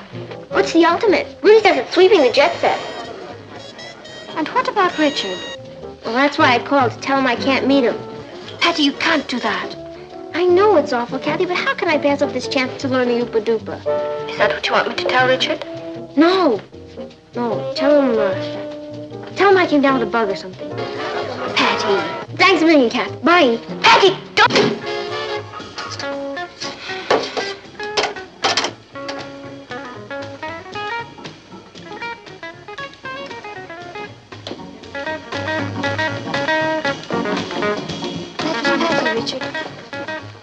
She isn't feeling well. Well, what's the matter with her? She's come down with a bug. Gosh. I better get over there and keep her company. No. She was just about to go to bed. Poor kid. I thought she was throwing me a twist. I'm sorry your evening is ruined. I was going to take her to see the Charlie Chaplin revival. After she apologized. All the time, the poor kid was sick. Very. Do you like Chaplin? Oh, yes, very much. Oh, why don't I take you? Me? Well, it's better than nobody. I'd like you to come. I'd love to see it, Richard. All right. But we'll go Dutch. Dutch? It's like we didn't have a date. Exactly. Good. You pay your check and let's get out of here.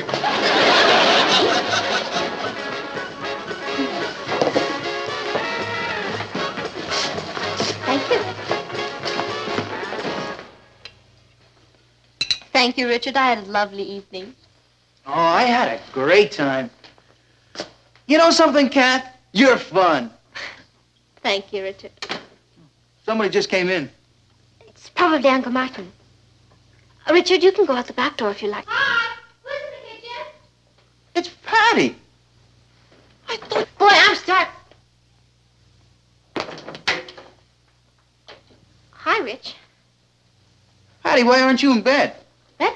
What for? Oh, getting over that bug. Oh, yeah, the bug. The bug. I was in bed, but I couldn't sleep, and so I thought I'd get some fresh air. It's awful hot in here. That depends upon where you're standing. Carlos Palmardin Studios. Oh, where'd you get that? The man was handing them out on the corner. I didn't see any man. Patty, where were you? I was in bed, and then I got this emergency call from the USO. USO? Yeah. See, they said they needed some girls to go down and learn the latest dance steps so that they could teach them to the soldiers before they send them overseas. I don't believe it either. I want the truth, Patty. Did that snaky cat you were dancing with last night take you to this dance studio? Yeah. His father owns it. Patty, you lied to me. Yeah. I guess you could call it that. Pretending to be sick? Getting me all upset? So upset you went to see Charlie Chaplin. I knew you wouldn't want me home worrying. No, of course not. I'm glad you had such a delightful evening. Patty, it wasn't Richard's fault that you broke the date. I'll say the least you can do is apologize for what you did. Oh, sure, I'm sorry. You're not. Yes, I am. You don't sound sorry. Okay, then I'm not sorry. Patty, Richard, stop this, please. No, Kath, it's too late. I get the whole picture. As far as Patty's concerned, I'm just a doormat, a football to be kicked around. Well, I've had it. I am through. All I have to say to you is one word. Goodbye. Goodbye, Richard. I only wish I'd given you my fraternity pin so I could tell you to give it back.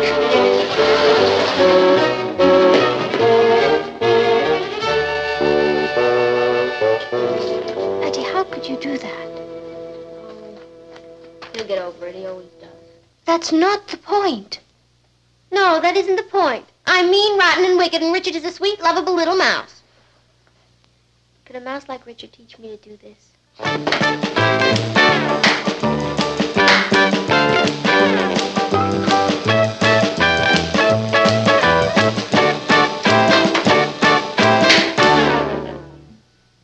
Girls, would you mind doing the dishes and tidying them up? I'm late for the hairdresser. Can do. Bye, Mom. Thanks. See you at dinner. Goodbye, Aunt Natalie. Bye, Mom. Okay, Ross, on the ball. KP time. You know, I read an article in the newspaper. It said that when a man does women's work, subconsciously she resents it. Well, maybe we do, subconsciously.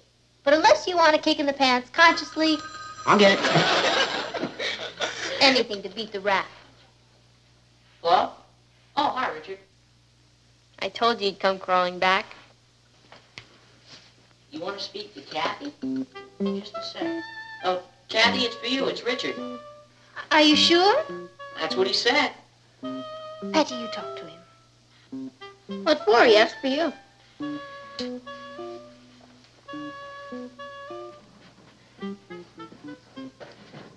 What's with you and Richard? I broke a date with him, so he walked out on me. He's smarter than I thought.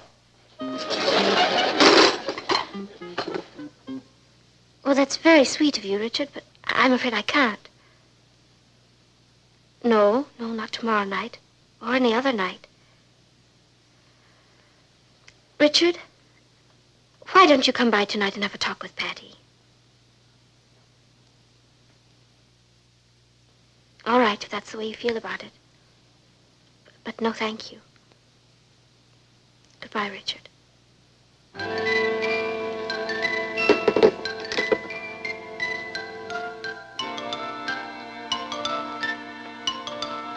Patty, Richard asked me for a date. Oh? What'd you say? I said no, of course. I don't see why. He's available. Not really. He happens to be yours. Not after last night, so why not date him? You want me to go out with Richard? Why should I mind? I expect to be seeing a lot of Rudy. Oh, what if Richard became interested in me? That's not very likely. Oh, it isn't. Look, Kath, you said it yourself. Richard belongs to me whenever I decide I want him back. And meanwhile, poor Kathy should live it up while she can. Well, it's not as if you had scads of boys after you. Excuse me, I have a telephone call to make.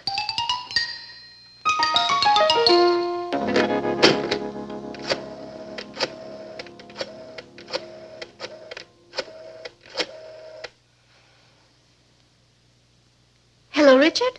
It's Kathy. I've changed my mind. I'd love to go bowling with you tonight.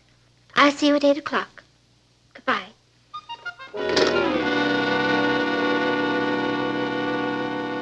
Atta girl, Kathy, you sure? Fiend, were you eavesdropping in the hall? Certainly not. What do you think I am? I was hiding in the closet. You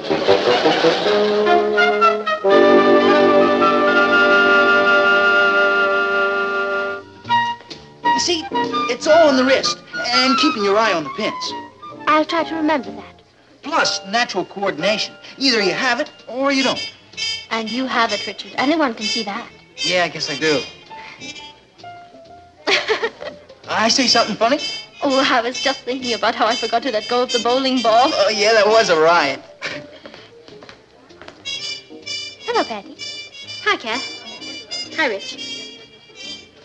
How was your evening? Terrific. Richard's teaching me how to bowl. She's quite a little pupil. I'll bet she is. Would you like to sit down, Patty? No, thanks, Kath. I was just about to make a phone call.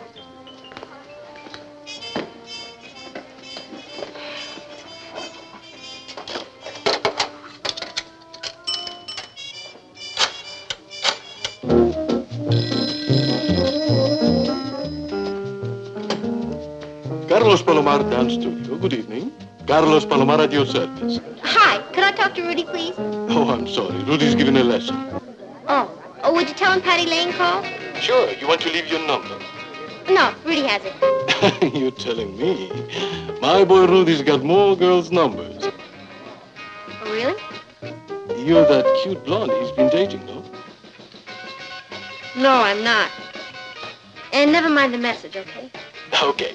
Goodbye.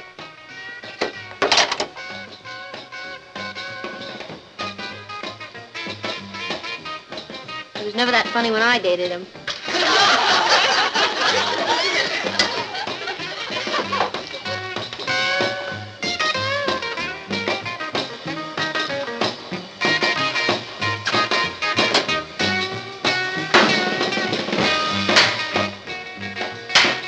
Hey, where'd you dig that?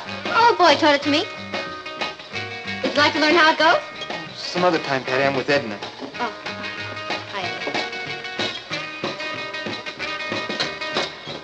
Don't they make a lovely couple? Charming.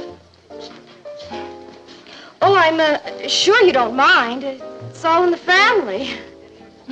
Exactly. Oh, and anytime you want Richard back, all you have to do is lift a finger. That one. Yes. Oh, Richard's yours. Anybody can tell just by looking at him.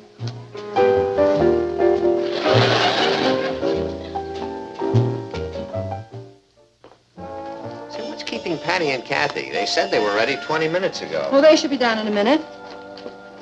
If you want to live to school, you better hurry. Well, at least you're ready. What are those girls doing? Patty's fixing her hair again, and Kathy's changing her dress again. All that fuss just for school? Not exactly. They're in triangles, Phil. Where are they in English? Patty and Kathy are after the same boy. A new boy? An old boy, Richard. Patty's Richard? Correction. Patty's ex. And now he's making a scene with Kathy. So Patty's bugged. It's amazing. All this primping and plotting just for Richard Harrison. Yeah. Ain't love peculiar? Spooky, man. I'm sorry to have kept you waiting, Uncle Martin. I'm ready. So am I.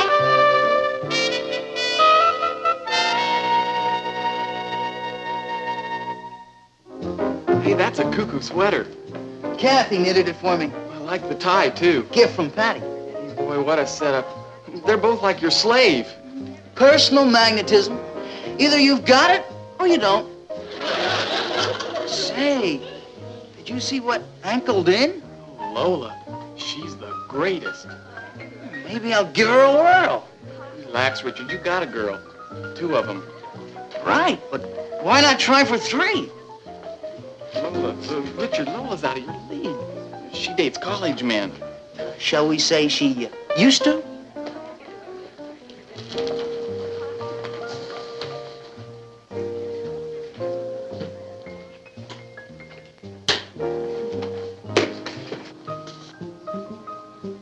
He's like irresistible. Hello, Richard. Oh, hi, Kathy. I see you're wearing my sweater. Yes, it sure is warm. See you around, Ken.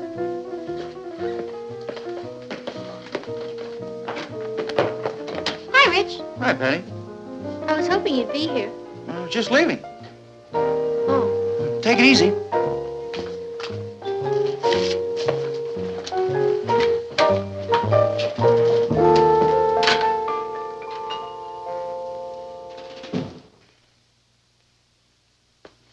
He hasn't even talked to me in a week.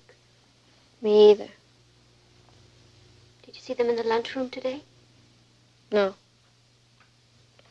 He was waiting on her hand and foot. In your tie and my sweater. I don't get it. How did that mouse find enough nerve to date a campus queen like Lola? It was our fault, Patty. Our fault? We built him up too much. We created a romantic image and he believed it. Yeah. We made him feel secure. That's fatal in a man. I'm sorry I tried to take him away from you, Patty. Wasn't your fault, Kathy. Practically threw him at you. And look where he landed. Right in Lola's lap. Do you mind very much losing Richard? Mm-hmm. Now that he's a snake, he's kind of irresistible. I know what you mean. Don't worry, Kathy. You'll get over him. Oh, I suppose so. In time. You know what the psychologists say? If you want to get something out of your system, you should express yourself. What do you mean? The quickest way for you to get over Richard is to tell him what an absolute heel you think he is and that you never want to see him again. Oh, I couldn't do that. You've got to, Kath. It's the only way. Blast his ears off. I just couldn't do it, Patty. But why don't you? Oh, I'd love to. But I'm afraid that deep inside I've still got it for him. Well, I guess I'll wash my hair and call it a night. Me too. But you go first. Thanks, Kath.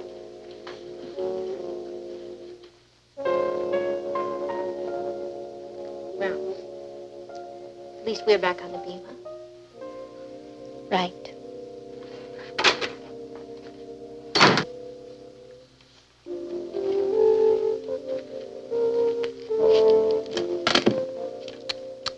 Shame on you, you cut-rate Casanova. If Patty had any sense at all, she'd take her own advice and tell you off.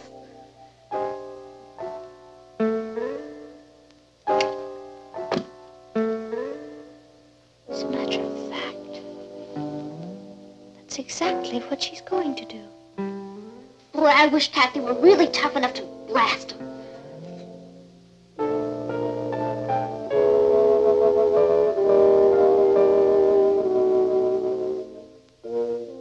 As a matter of fact, that's exactly what she's going to do. Oh, dear. You listen to me, Richard.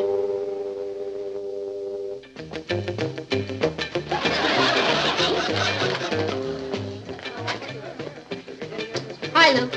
Hi, Patty. Have you seen Rich around? Yeah, he's over there waiting for a... He's over there. Thanks. Rich, I want a word with you. Sure, Patty. Sit down. No, thank you. I just want you to know that you're a two-timing, fat-headed, girl-crazy heel, and you're never, never, never to talk to me again. Do you understand? Okay, Patty, I get the point. What's more, I want my tie back. Never mind.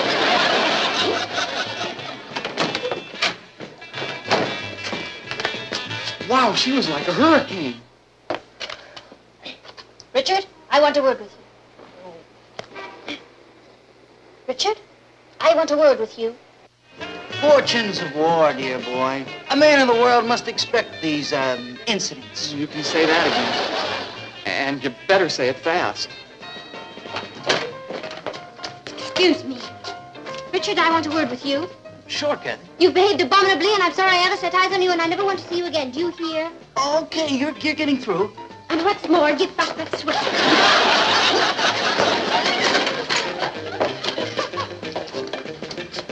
Wow, wow, wow, it ain't all jam being irresistible. You know the saying, you can't make omelets without breaking the eggs. You're cool. Why not? After all, I still have Lola. Want to bet? Oh, hi, Lola. I've been waiting for you over an hour. Flake off, Junior. The first team's back in town.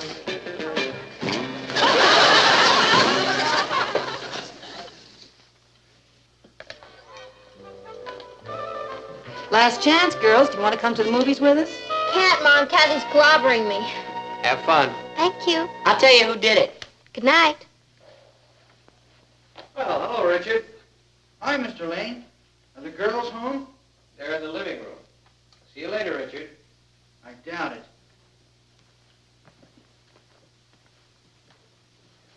Like hi. It's your move, Patty.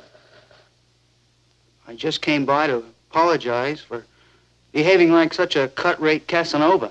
I suppose it'll be years and years before you even want to talk to me again. I can't blame you. I just want to say I'm sorry.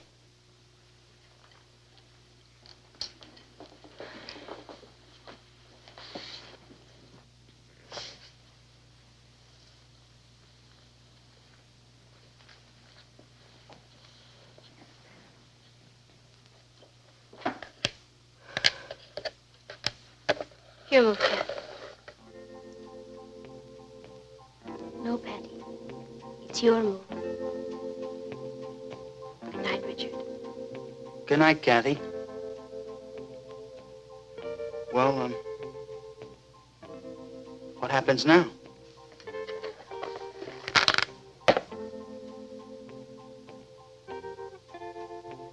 Why don't we start all over again, huh? Hey, that's a great idea. Hey, Rich, there's a big dance Saturday night, and I thought you and I could... maybe you better take some lessons in the Oopa-Doopa. Hey, I could get you a discount at Carlos Palomar's dance studio. Rich, by the time they get through with you, you won't know it's you. You'll be beautiful.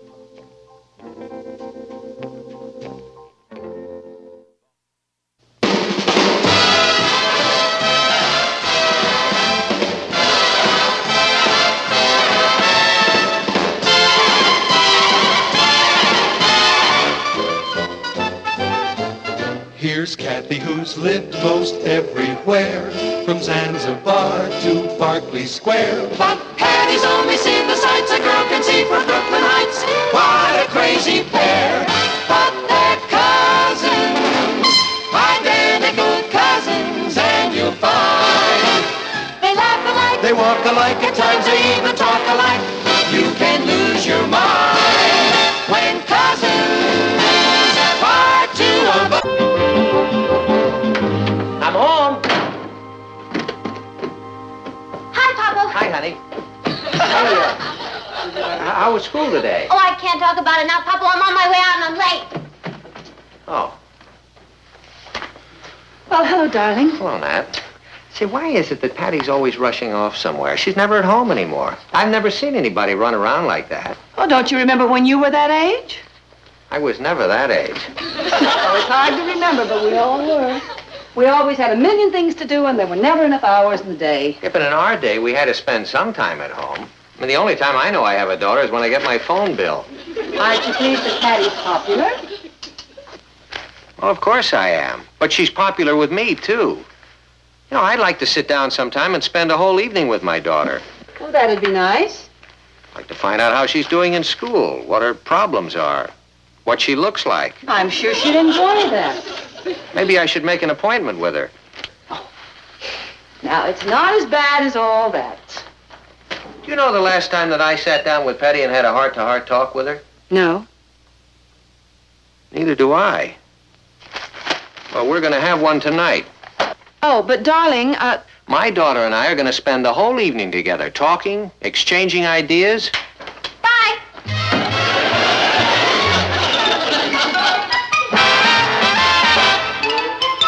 Meet Kathy, who's lived most everywhere, from Zanzibar to Berkeley Square. But Patty's only seen the sights a girl can see from Brooklyn Heights. What a crazy pair, but they're cousins, identical cousins all the way. One pair of matching bookends, different as night and day. Where Kathy adores a minuet, the ballet russe, and crepe Suzette. Our Patty loves to rock and roll, a hot dog makes her lose control. What a wild duet, still they're cousins, identical cousins, and you find they laugh alike, they walk alike, at times they even talk alike. You can lose your mind when cousins are two of a kind.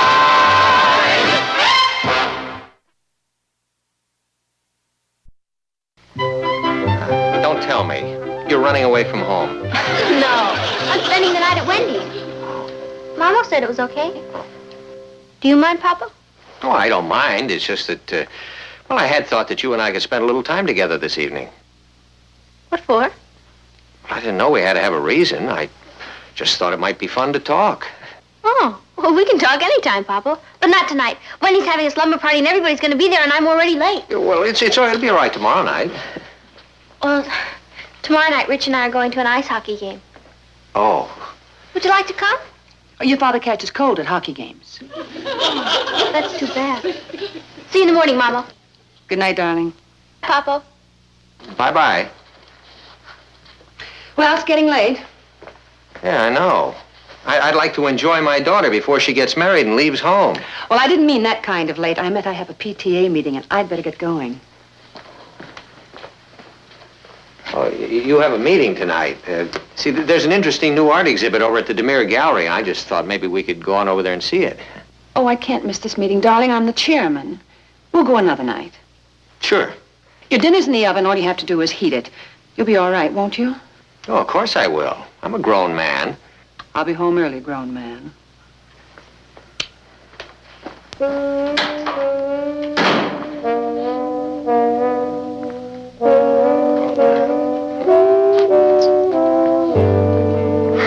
Hello, Uncle Martin. Oh, hello, Kath. See, are you interested in seeing a new exhibit at the DeMere Gallery? Very much. Good. Rock is taking me. Oh. Would you like to join us? Oh, no, I don't think so. Thank you, though. Well, I'd better be going. Rock is very sensitive about being kept waiting. Well, good night, Kath. Good night, Uncle Martin. I believe there are some good television programs on tonight. Now, don't you worry about me, Kathy. I mean, I don't have to watch television to be entertained. I'm perfectly capable of entertaining myself. Good night, Uncle Martin. Good night. Night, Cat. Oh, hi, son. Hi, Dad. Listen, how'd you like to go to the movies tonight with me? I can't. I'm going to a rumble. A rumble? Yeah, the Boy Scouts against the Girl Scouts. So long.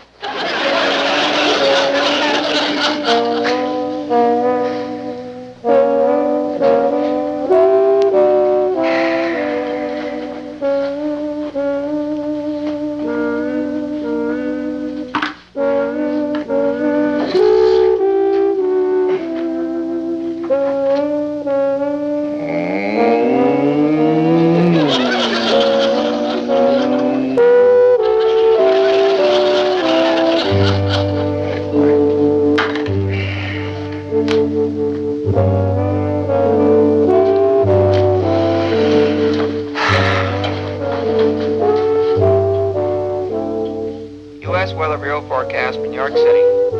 Early rain, partly cloudy, cool. Temperature range 34 to 48.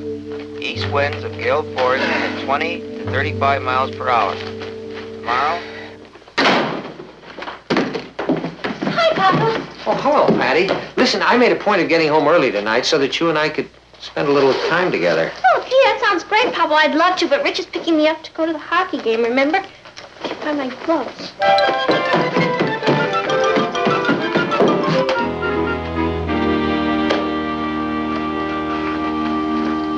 Oh, hello, darling.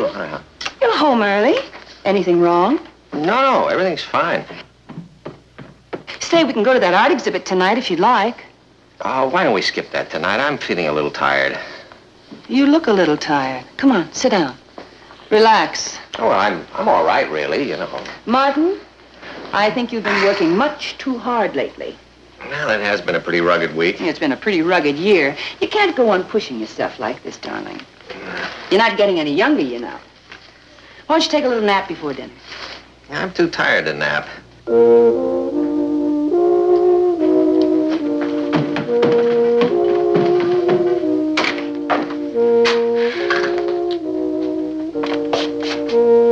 Hey, sis, aren't you going to that hockey game with Richard? No, Ross, I'm staying home tonight. Well, you can go to a hockey game? What's the matter with you? Not me. Have you ever taken a good look at that poor little old man down there? What poor little old man? Your father. How much longer can he have to live? Ages. Oh, don't let that brave expression on his face fool you. Deep down inside, he's a worn-out shell. He's been trying to tell me, but I wouldn't listen. Trying to tell you what? Keeps asking me to stay home, not to go out. It's pitiful. And I wouldn't listen. I said, I'm too busy, Papa. I've got to go to a slumber party and a hockey game. Oh, Patty, you've got your life to lead, and he's got his. Well, from now on, it's going to be different. I'm going to be a real daughter to him. I'm never going to leave his side. Good luck, Dad. I'll get it. Hi, Rich. You're not going like that, are you? You'll freeze. I'm not going at all, Rich. What do you mean you're not going at all? I already paid for the tickets. You're the last of the great romantics. My father worked hard for my money. There is something a little more important in life than money. Yeah? What? Love. We're staying in tonight? Get that glint out of your eye. I meant the love of a father for his daughter. Well, I don't feel that way about you. I should hope not. But my father does. Look at him, Rich. Looks fine to me. Look at all those gray hairs. Yes, 7. I counted them. So what, 7 gray hairs? The beginning of the end. It's nature's way of saying you've had it. I guess when they start to get decrepit, they go pretty fast. It's pitiful. What am I going to do with the extra ticket? Why don't you take Sue Ellen? Are you serious? Oh, why not? I can't see you for a while, maybe a whole year. You mean you're going to spend the next year with your father? Richard, he's dedicated his whole life to me. It's the least I can do for him. It's funny, Patty. I always say that nothing you do can surprise me, but it always does. I'll go to the game alone.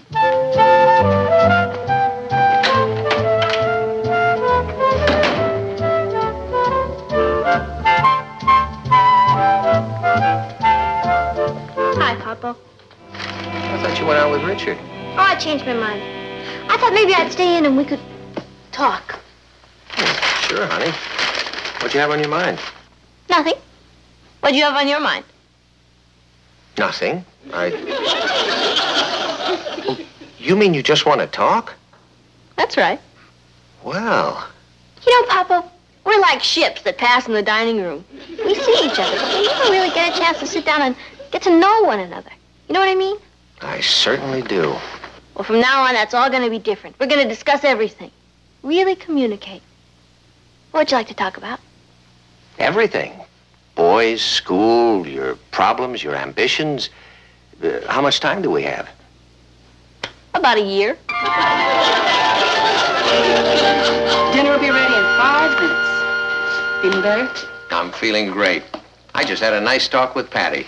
Patty who? Our Patty. I thought you went out with Richard. No.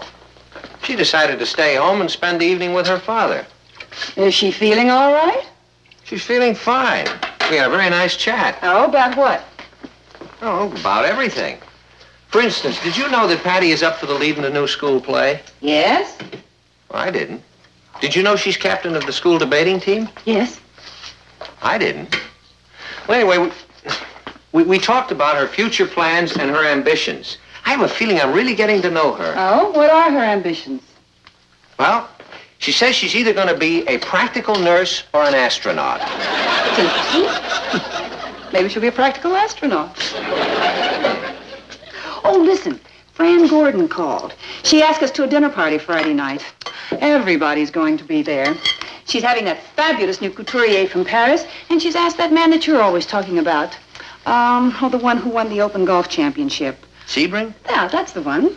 Oh, I've been wanting to... Well, I can't go. Oh, do we have another date? I do. I'm taking Patty to a Let's Beat Hudson High bonfire rally.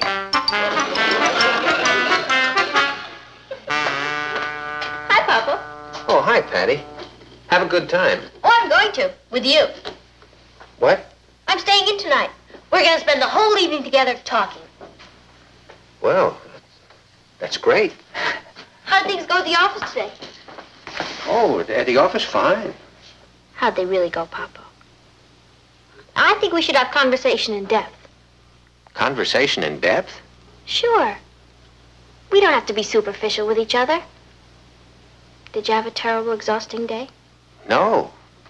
As a matter of fact, it was rather a pleasant day. Oh. Gee, I'm sorry, honey. I wish I had some problems for you. That's okay, Papa. You will. Hey, I made some great plans for us. What kind of plans? Well, Friday, you're my date for the pregame rally. Saturday, I'm taking you to a drag race on Long Island. Monday night, you're going to watch me rehearse in the Seagull. And Wednesday night is jukebox night at the Shake Shop. How does all that sound? Fine. I knew that would make it. And that's only the beginning, Papa. From now on, it's the togetherness bit all the way.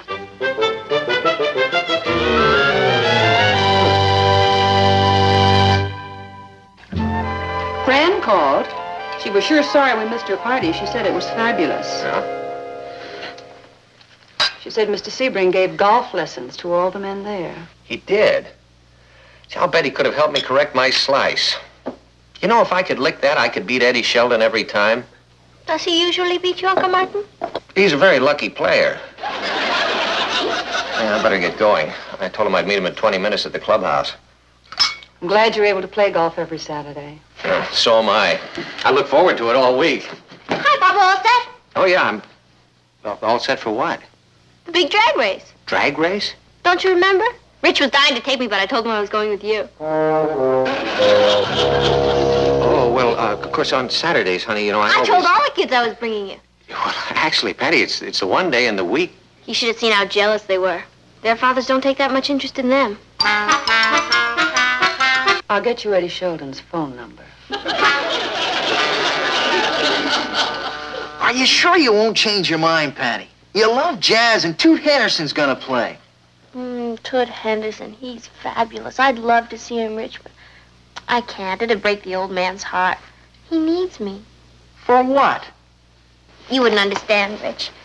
I've really gotten to know him like a book this week. Couldn't you read him tomorrow night? You I'll bet most kids never even look at their parents. I mean, really look at them. Home is just a bank and a restaurant. But parents are people. You know, I know it's hard to believe, but Papa was once a teenager, just like us.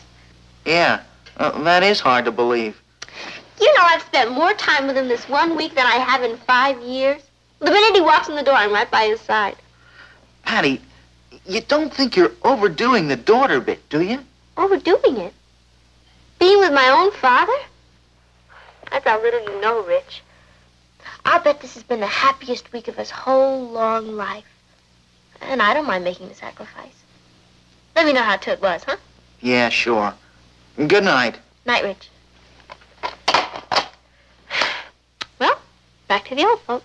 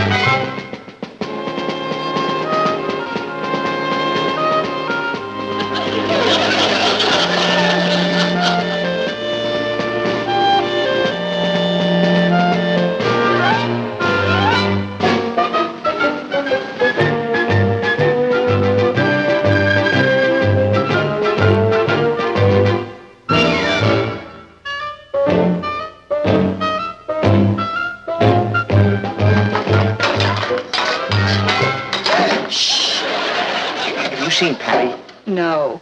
Well, listen, would you mind if I read my newspaper in here? Well, of course not, dear. I haven't been able to read a newspaper all week.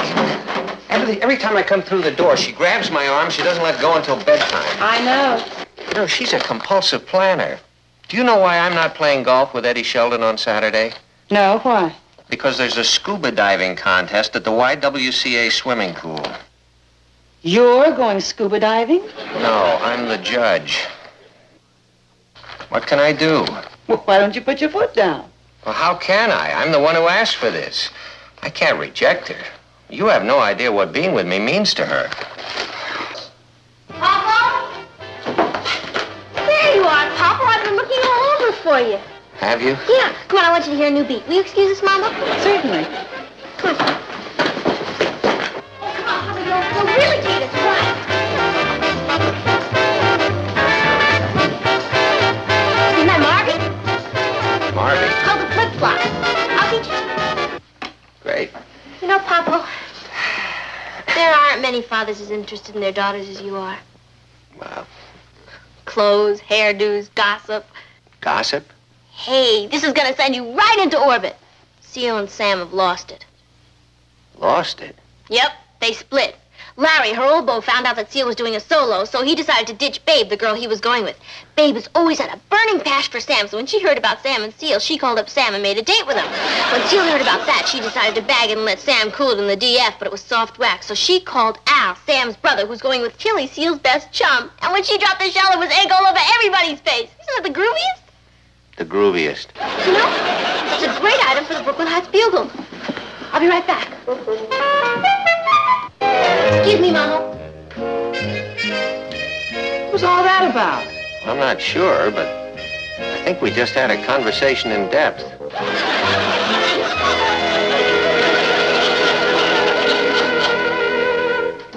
And you should have seen him do the flip-flop. I was really proud of him. Well, if I ever asked my father to dance, he'd think I'd gone crazy. Sue? When was the last time you talked to your father? This morning. Yep. What'd you say to him? Good morning, Father. Oh, and can I have an increase in my allowance? That's what I mean. When was the last time any of you really talked to your fathers? I can never talk to my father. He always starts screaming. I don't have anything in common with my father. I think what Patty's trying to say is that we should make an effort to have something in common with our fathers. What for? It's the old world. That's exactly it. I think we should be nice to them while we have a chance. My father works harder than anyone I know. And And I don't think I've ever even bothered to say thank you. Excuse me. I want to go make a phone call. My father's always asking me to stay home, and I never do. I think I'll go pick him up at the bank. I didn't even remember last Father's Day. I'll see you all later. Maybe it's my fault he always yells at me. I never thought of him as a human being before. Thanks for opening my eyes, Patty. I'll see you. Well, Patty, it looks like you've really started something. You know, Kath, I've done some pretty great things in my day, but this has got to be my finest hour.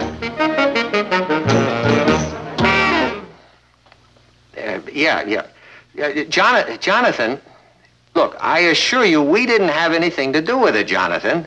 I guess Richard just decided he likes you. I'm sorry you feel that way. Well, we have the same problem here with Patty. Good luck to both of us. Let me know how it turns out, okay? Right. Goodbye. What was all that about? That's Richard's father. It seems that Richard wants to go away on a camping trip with him, just the two of them. Why, that sounds wonderful. Oh, Richard's father doesn't think so. I've never heard a man yell like that. It seems that Richard hasn't let him out of his sight for the whole week. He's going crazy. I can understand that. Well, I wonder what got into Richard. I don't know, Nat, but there's some kind of a revolution going on. That's the fourth phone call I've had in the last half hour. Teenagers won't let their fathers out of their sight, and the parents all feel that Patty must be at the bottom of it. Aunt Natalie, have you seen Patty? Oh, I sent her out to get a prescription filled for me, Kath. It can only be filled at a drugstore way uptown. I understand. Kathy, Richard's father just phoned. It seems that Richard is staying by his side day and night. I know. Is it possible that Patty's responsible for this? Yes. You see, Patty feels that fathers are being neglected. Well, I'm very flattered that Patty wants to spend all this time with me and that she never leaves me alone for a minute, but, how do I turn her off? I don't think you can, Uncle Mike. But you might try turning Richard on. Papa? 21, 22. Papa, what are you doing down there? I'm just doing a few push-ups. 24, 25. Oh. Papa, a man your age should take it easy. Now, Patty. I think it's about time that we had a little discussion about my age, okay? You know, it's not that I'm old, honey. It's that you're young. I guess it's difficult for children to have a perspective on how old their parents really are. It's sort of like you're looking at us through the wrong end of the telescope. We're not actually that far away. You understand? Yes, Papa. Well, good, because I intend to be around long enough to say that to your grandchildren. Papa, you better get ready. We'll be late for the scuba diving contest. Honey, I'm afraid I can't do that with you today. See, I've got a golf date with Eddie Sheldon. I called and canceled it. I know. I called and uncanceled it. I also made another call. Come on.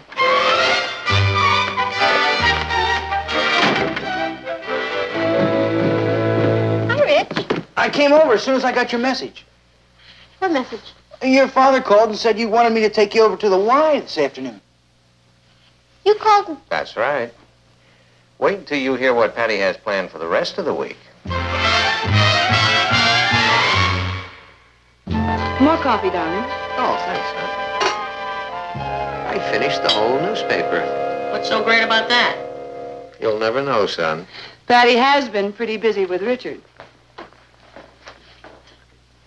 I feel like I'm on a vacation. Good night, group. Good night, dear. Good night. Are you going out again tonight? Yeah, Rich and I are going bowling. Gee, Patty, you've been out every night this week. I think you should stay at home once in a while. But, darling, they're playing in a tournament. Yeah, but I haven't seen her all week. I mean, what's the point in having a daughter if she's never at home? Well, in a few years, Patty's going to get married.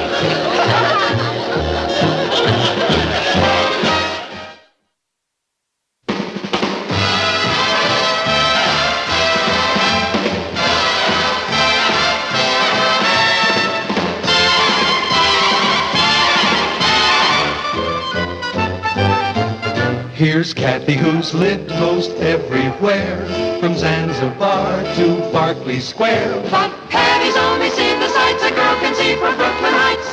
What a crazy pair. But they're cousins, identical cousins, and you'll find they laugh alike, they walk alike, at times they even talk alike. You can lose your mind when cousins. I'll get the salad ready. Can I help you, Aunt Natalie? Oh, thank you, darling. Everything's almost ready. Hi, Papa. Oh, hello, honey. Hello, darling. Hello, Nat. Anything wrong? Oh, no, everything's fine. I just had the worst day of my life. What happened? Well, you remember last week when the students rioted up at Hudson College and they pulled down the statue of the founder and put a pair of panties on him? I remember. It was a case of spring fever. Spring fever, my foot. That was juvenile delinquency. Well, I wrote an editorial about it on Monday. Yesterday, some smart aleck sent in a letter to the editor. He signed it Rebel, and among other things, he accused me of having the mentality of a dinosaur. Martin, you've been a newspaper man all your life. You're not going to let one letter bother you. I wish it were one letter. Mail has been pouring in all day from the kids, and most of it supports Rebel. We haven't had that much mail on an editorial in years. A little while ago, Smathers called me into his office and asked me what I was going to do about it. I looked like an idiot. Darling, tomorrow this will be yesterday's newspaper. Well, I may not last until tomorrow. Come on into the kitchen. Talk to me while I finish dinner. I'm not very hungry. You know something, Kat? I've never seen Papa so upset. You think he's upset? I'm Rebel.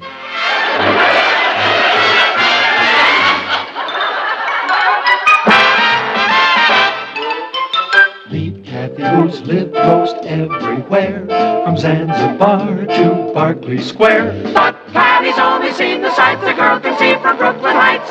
What a crazy pair. But they're cousins, identical cousins all the way. One pair of matching bookends, different as night and day. Where Kathy adores a minuet, the ballet russe, and crepe Suzette. Our Patty loves to rock and roll, a hot dog makes her lose control. What a wild duet, still they're cousins, identical cousins, and you find they laugh alike, they walk alike, at times they even talk alike. You can lose your mind when cousins are two of a kind.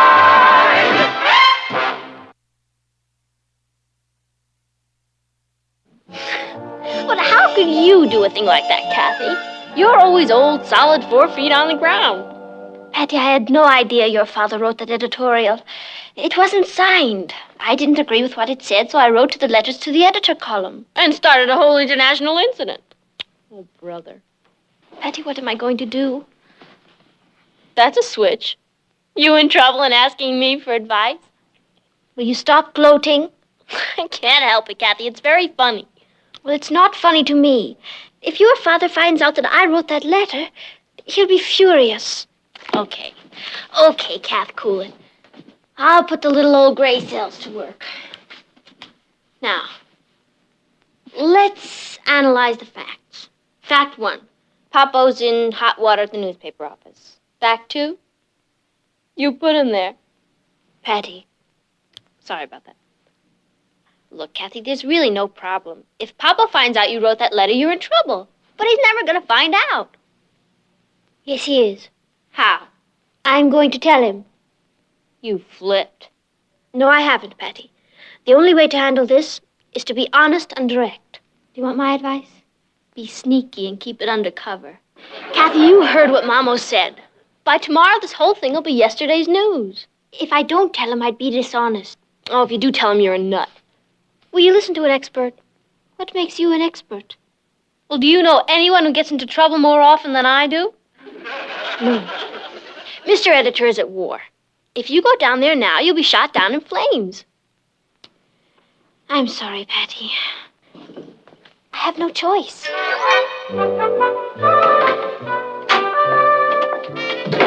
Sometimes I wonder if she's really related to me.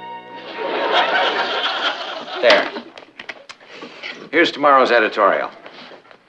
There has been a great deal of mail in support of the letters signed Rebel.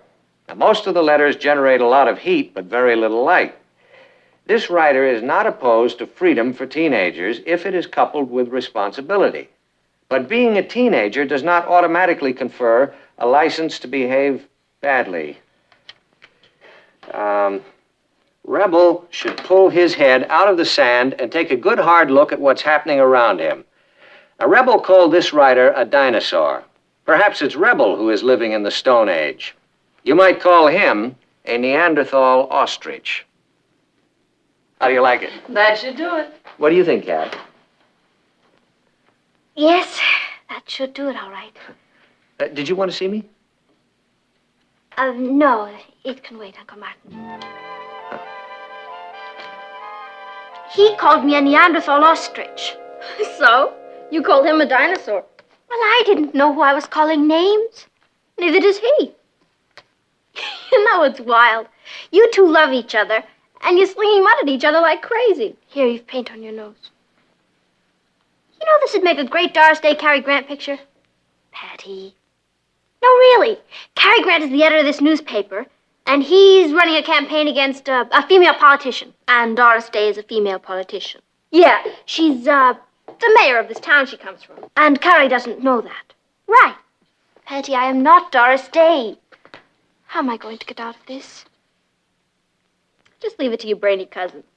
Oh, come on, Kathy, relax. Let's call the boys and tell them we'll meet them at the shake shop. I wonder how you get in touch with Cary Grant. Oh, hi, Carmine. Yeah, I saw it. Hi, Rich. Hi, Ted. Hi, Patty. Have you read your father's paper lately? Richard, it isn't my father's paper. He's just the editor. Yeah, well, you ought to get rid of that dinosaur who's been writing all those editorials. Rebel sure tell him off. Your father should put a younger man in there. Someone who understands kids. Or maybe you should give the job to Rebel. Wouldn't that be great? We're all sending letters to the editor. You're what? How's this for an opening? Dear Fossil, why don't you go back to the La Brea tar pits where they dug you up? I like mine better. Dear sir, would you please give me your space travel formula? I'd like to visit you in the 18th century. That ought to needle him. I think you're shooting arrows at a very thin hide. Oh, listen to this. Dear old-fashioned, I can just see you sitting in your rocking chair with a shawl around your neck, writing editorials with a quill pen. Oh, look, fellas, do you really think you should send those letters? I mean, why don't you wait and let the whole thing blow over, huh? Blow over? Listen, we've been attacked. If we don't defend ourselves, who will? Oh, no, I'd like to go out and lynch the guy who wrote that editorial. Oh, no, we're mailing these letters. What do you have? 2 king-sized aspirin. It's more mail, Mr. Lane. Where would you like me to put it? Never mind where I'd like you to put it. Just set it on the desk. Oh, brother. More fan mail? Yeah. That's quite a collection. 17th century Sam. Old fogey. Mossback. Daniel Boone. Dinosaur. Dinosaur. That seems to be the most popular one. You know something, Martin? Since this thing started, our circulation is shot up. So is my blood pressure. Well, you're not taking this personally, are you? Well, wouldn't you if you woke up one morning and found you were a symbol of the Stone Age? Well, the newspaper's supposed to be a forum for the people. A forum? They've turned it into a battleground. And you know, we're in a trap. The more of these letters that we print, the more we receive. And if we don't print them, they accuse us of censorship. You know what I think you should do, Martin? Ask Rebel to step forward and identify himself. After all, he's the one who started this whole thing. The two of you should meet face to face, talk over your problems. That way you can reach some sort of an agreement and issue a mutual statement. You know, I think that's a pretty good idea. All right, go to it. Oh, I think you're getting a poison pen letter from my son. He's 16.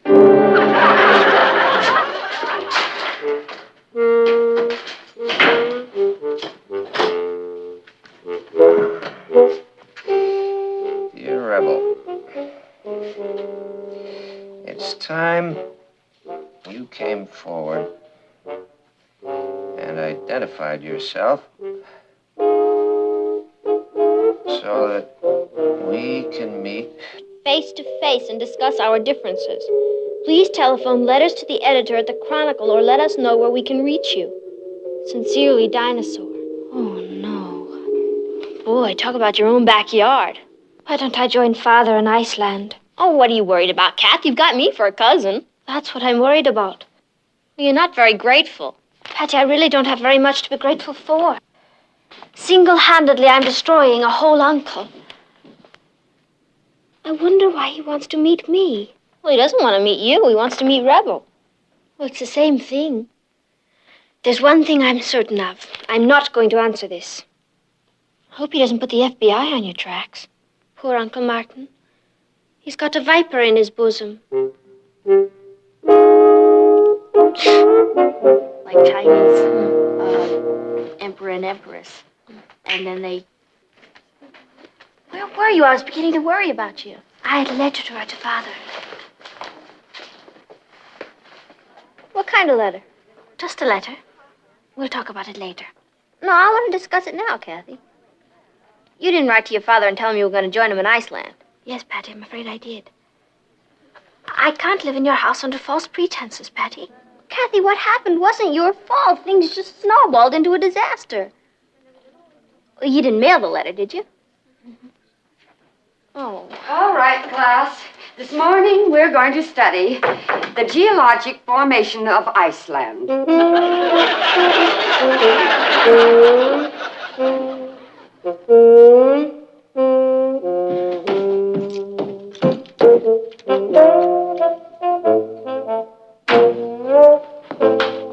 Oh, there you are. No wonder you wanted to run away from home. What are you talking about?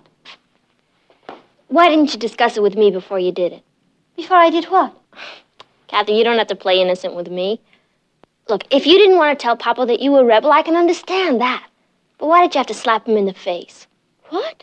Your letter is in this afternoon's edition. Congratulations. Dear Stone Ager, I would be glad to have a face-to-face meeting with you after you publicly apologize for criticizing us teenagers. We get enough of it at home without having old fogies like you on our backs. Signed, Rebel. That's really hitting below the belt. Hitting below the... Patty, you don't think I wrote that? Well, it's signed, Rebel. Patty, I've created a Frankenstein. Then if you didn't write that letter, that's the greatest thing that could ever happen to us. What are you talking about? Your trouble's over, that's what I'm talking about. Kathy, all we have to do is track down Rebel and hand him or her over to Papa on a silver platter. There's no way you could find him. Nothing is impossible to a genius. All right, Patty, even if you did find him, I couldn't let you do that. Why not? Because it wouldn't be honest. I sent the first letter. Who'd know? I'd know. Thank you anyway, Patty.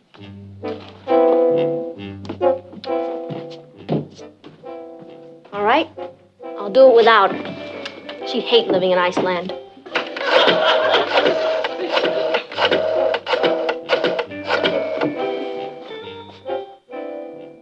Hello, Bobby? Hi, this is Patty. Has the Bugle gone to press yet? Oh, good. I have an editorial I want you to run on the first page, and I want a copy of it delivered to every high school in the city. You ready? It reads, Dear Rebel, you're the greatest. We teenagers need a fearless leader. Aren't you going to play golf today, dear? No, I'm not in the mood. You know, I finally figured out who Rebel is. You did? You did? Yeah. It's some bitter juvenile delinquent who's got a sour grapes attitude toward everything. Probably a high school dropout. Martin, you haven't touched your breakfast. No, I'm not really hungry. Gee, Dad, are you gonna let some stupid kid get your goat? It's not a question of some stupid kid getting my goat. I offered to meet with him and discuss this problem. Well, now, that was a fair and reasonable request. In return, I got a rude, unreasonable answer. I'd like to get my hands on him. I have a feeling you're going to.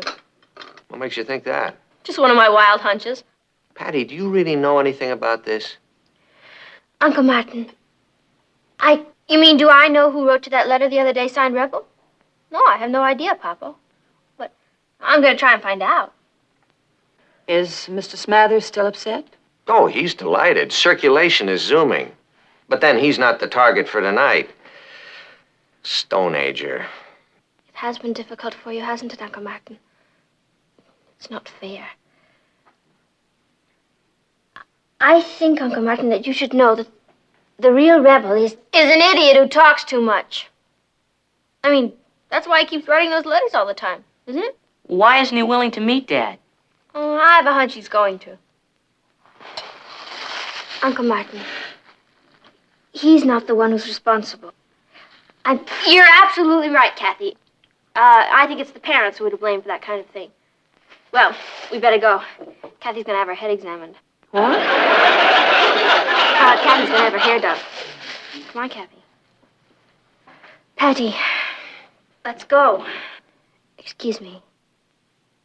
You first.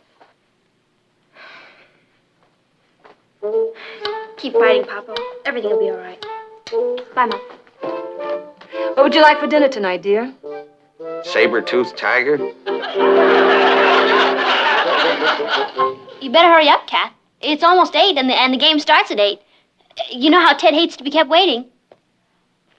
I thought you and Richard were going with us. Oh, we'll meet you there. Rich called to say he'd be a little late. Oh, well, why don't we wait until he gets here and we'll all go together? No, that's okay. We'll see you there. Patty, you're awfully anxious to get rid of me. Who, me?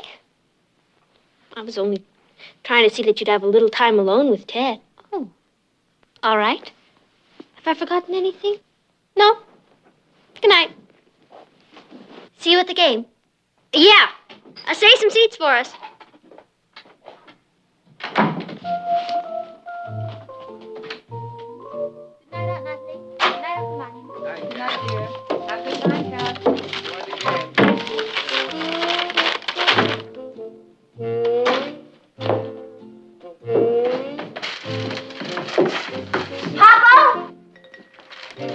Papa, your troubles are over.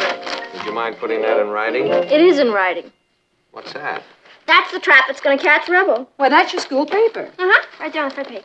Dear Rebel, you're the greatest. We teenagers need an intelligent, fearless leader like you. We're holding a mass meeting at number 8 Remsen Street. That's this address. That's right. Tonight at 8 o'clock. We're having a mass meeting here? Uh-huh.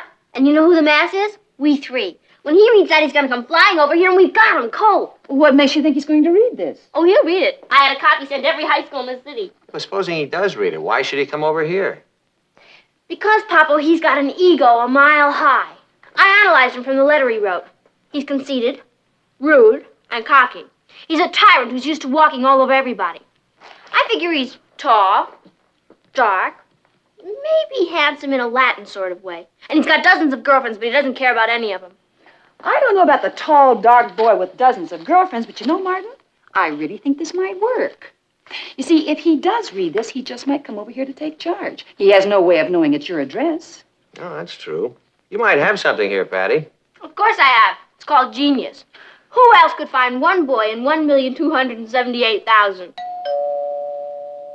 It's Richard. He's early. We're going to a basketball game, but not until we catch Rebel.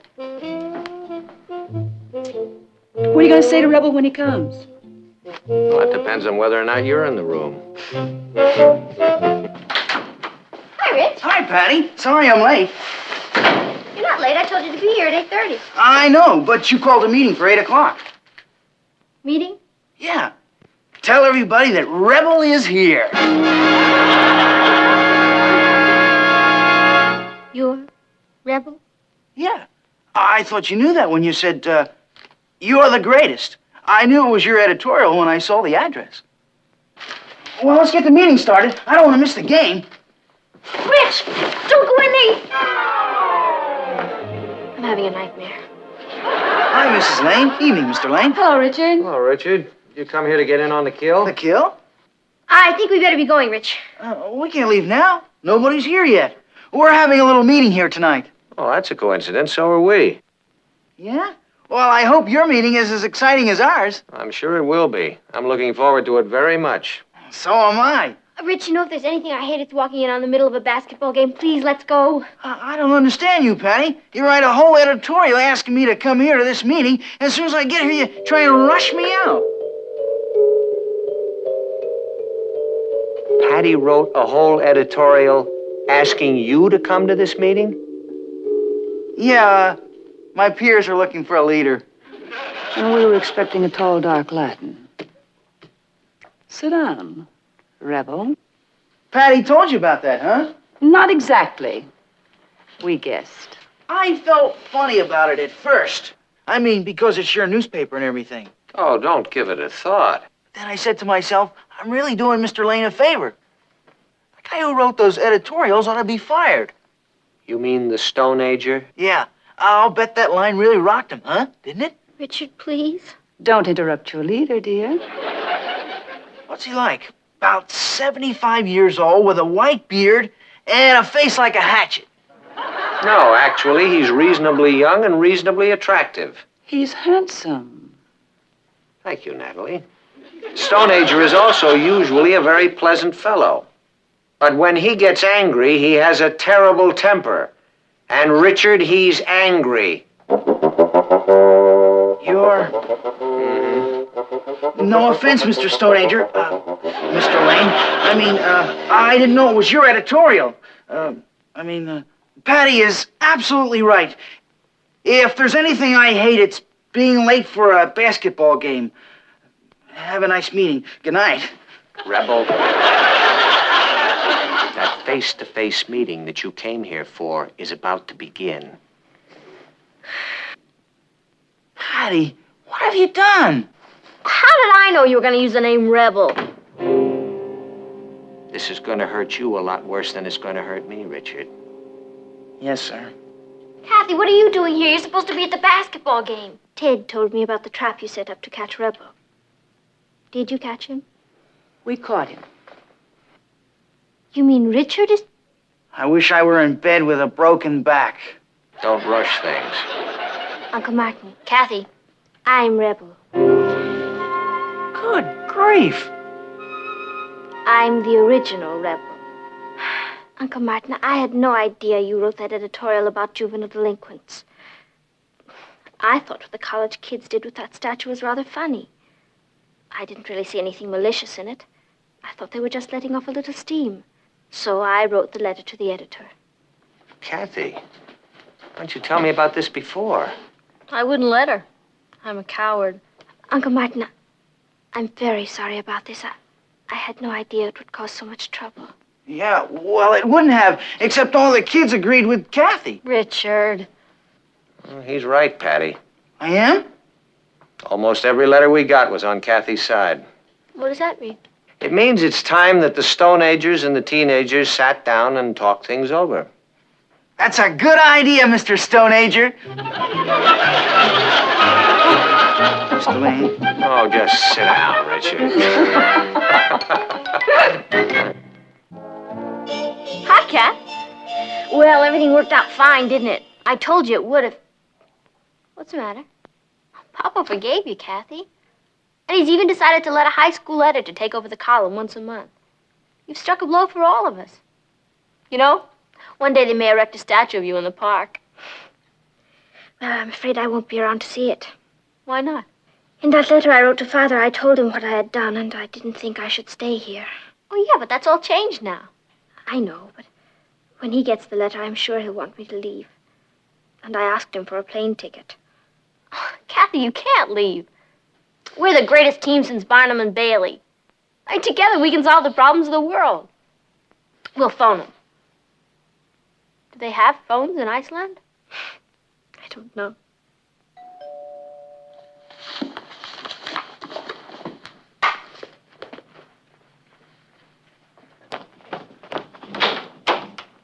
Hi, I think that's Kathy's. Thank you.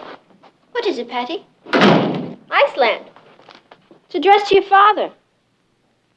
Kathy, it's been returned. You know what happened? The mathematical genius goofed. The letter's been returned for insufficient postage. Oh, Patty. Come on. Where are we going? We're gonna pick out a site for your statue. Come on.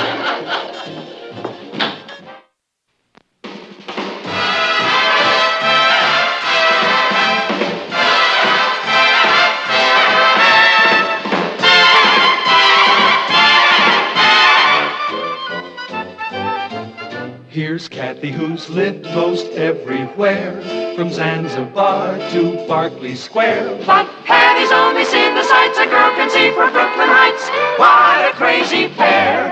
But they're cousins, identical cousins, and you'll find they laugh alike, they walk alike, at times they even talk alike. You can lose your mind when cousins